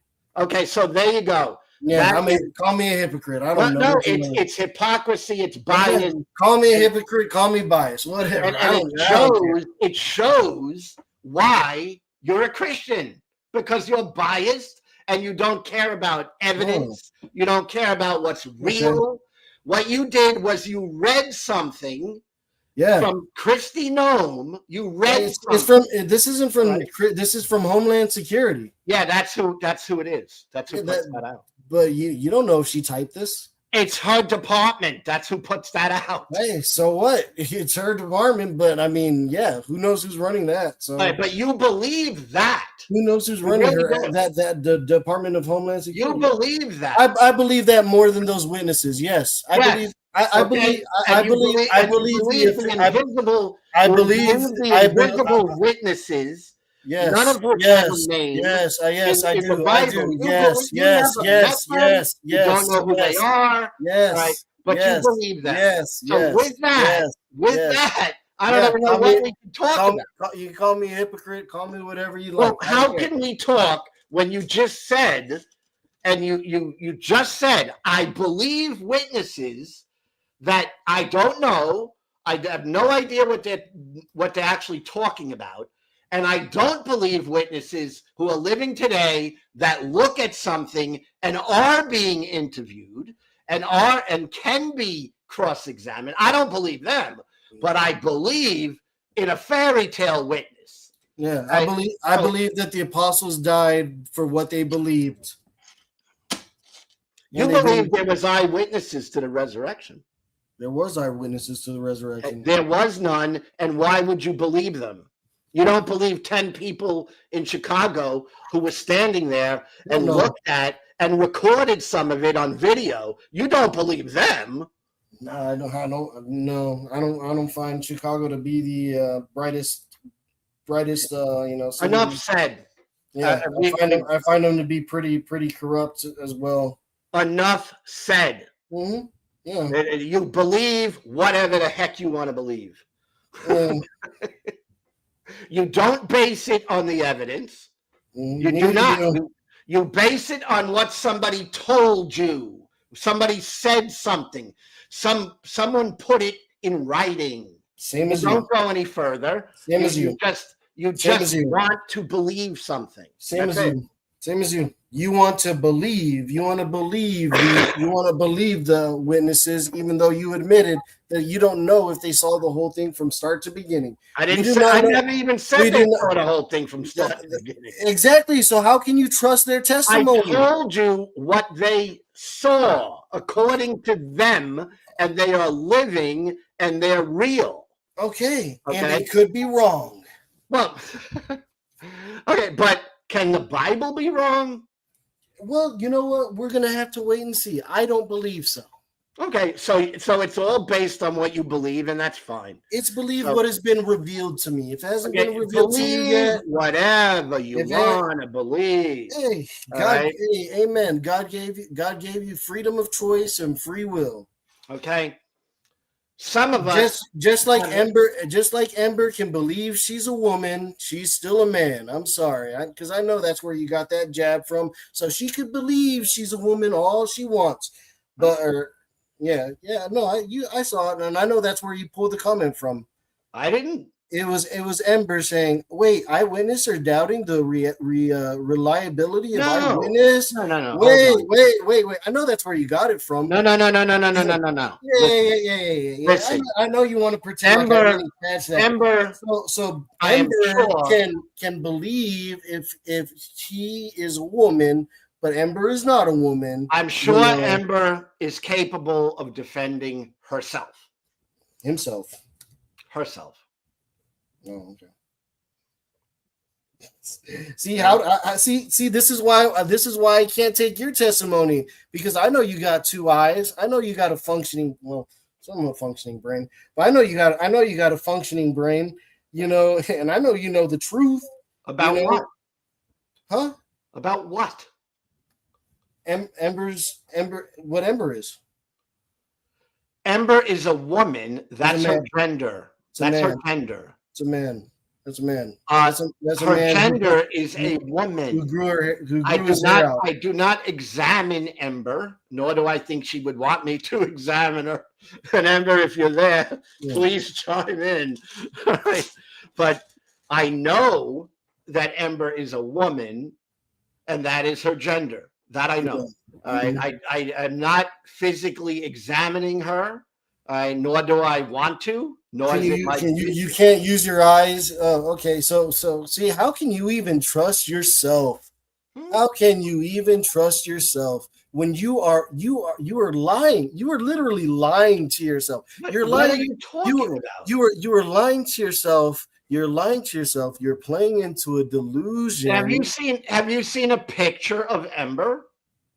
Yeah, I've seen a picture of Ember. What I've do you I've see? seen a video of Ember, and I What do say, you see? oh, that is a man who thinks he's a woman. All right, well, I think she looks like a woman. That's what I see. But Dang, man, aside from that, that's not at issue. The issue is she is a woman. That is her gender. Okay, yeah, right. Okay, and now because you don't want to accept that, that's on you. I don't want to accept it. Ember has XY chromosomes. I don't know what chromosomes. All right, you don't know ask what him. chromosomes.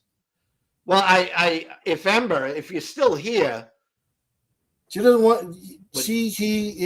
Dude looks like a lady. Doesn't want to talk about it. I get it. I know that is a. By the way, praise King Jesus forever. The Bible is the word of God, totally validated by the prophecies. Go and do your research, and you will see. Amen to that, brother.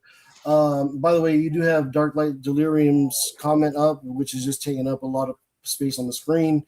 I'm not sure if you wanted to talk about that, but I'm about done talking right here, because that just goes to show you why I don't trust you and what you're saying, because I know you deep down, not even in your heart, in your logical thinking mind, know that Ember is a man. Now, if she wants to be called a she, if he wants to be called a she, and she wants to be a man, then then fine.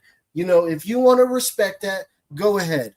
But in your mind, in your brain, that is a male that has XY chromosomes. well, unlike you, all right, you look at her and see a man. I look at her and see a woman. Well, man, all right. Well, yeah. Then maybe you got to go get your eyes checked, bro. Anyway, I'm gonna go. I was supposed to go about like 15 minutes earlier. Anyway, I was gonna end it just a while ago. It was a good talk, and I didn't mean to pick on Ember. Honestly, I try to have a polite. I wanted Ember to come and discuss transgender.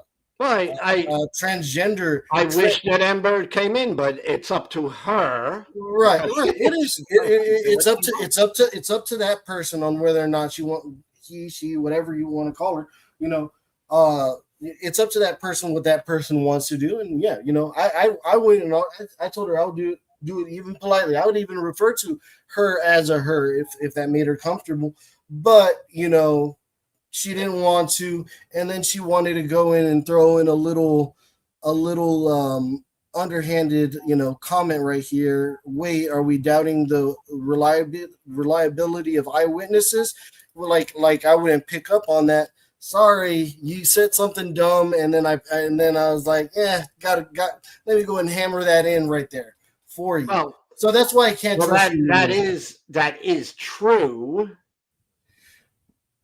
Yeah. You do value eyewitnesses with no name, no way to speak with them, don't even know anything. You cannot identify them, but you trust that is true. And then eyewitnesses in Chicago, 10 eyewitnesses who you can talk to, who are alive and who can be spoken to. You don't trust them. You said it.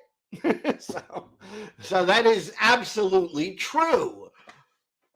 Yeah, Jesus appeared to several individuals and groups, including Mary Magdalene. Also, the resurrection of actually the witnesses who saw Jesus being resurrected is a big reason of why Christianity spread so far, and is still the largest, the biggest religion, the most influential religion there is. Christianity, that is. Well, You has know, no so value to me. well, right now it doesn't, but I hope one day it does. I wish it didn't No, get.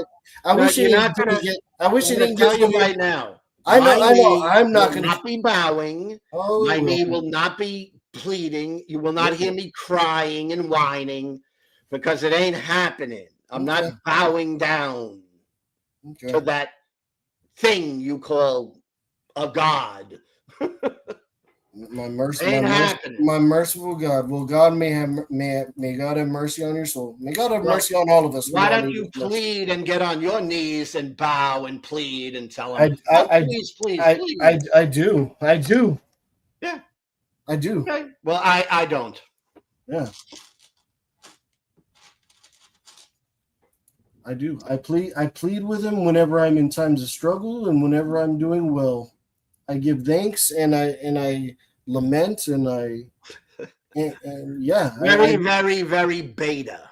Very beta. Yep. Call me beta if you want. That's what it is. That is my righteous, just king. Yes, king and of you are kings. beta. You bow to an authority. Yes, I bow to get on your knees. I bow to the one that created life and created existence as we know it. Yeah, I bow down. I consider that the deity worth bowing down to. Yeah. Yeah, the one that gave his son up to die a horrible death. Well, at least you recognize that you're beta and bow and plead and beg. I'm a beta to Jesus. Amen. Correct. Amen. Because I ain't the alpha. He's got that title, baby. He is the alpha. He is the omega. I'm fine with being the beta to him. I'm perfectly fine with being the beta to him. Amen. Okay, I'll see you, Lupin. You're right. There was one thing I wanted to do. Real quick. Hold on. Let me see. Hold on, real quick. Bear with me. It won't take very long. By the way, I probably won't be streaming for very often. I don't know if you even see my streams or not. You know, I really don't. I know you made some videos trying to put me down, and I don't really care. Oh, I did some shorts. Yeah. And you know what? I don't care because I'm not beta, and no, I don't give a flying shit what you do. All right. So, whatever. That's your prerogative. I'm just somebody on the internet. I don't expect you to really care about me. That's perfectly fine. Let's see.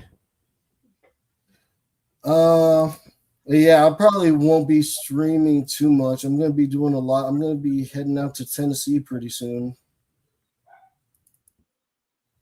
Is there any guys over there that you could bow down to and beg and plead with? Well, I don't know. I might have a project manager where I might maybe there's a holy man there that requires that you bow and plead and beg.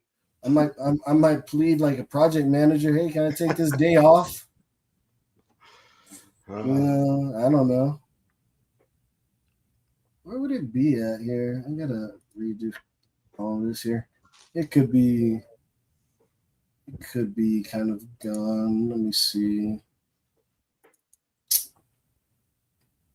I think some of my stuff got corrupted, or I saved it somewhere where I totally forgot where. Anyway, all right. Well, I can't find it. Anyway, man, God bless you, bro. Take care. I hope the best for you. I think we had a productive conversation up until the end, but I mean, that's okay. It happens. Hey, you have a good one.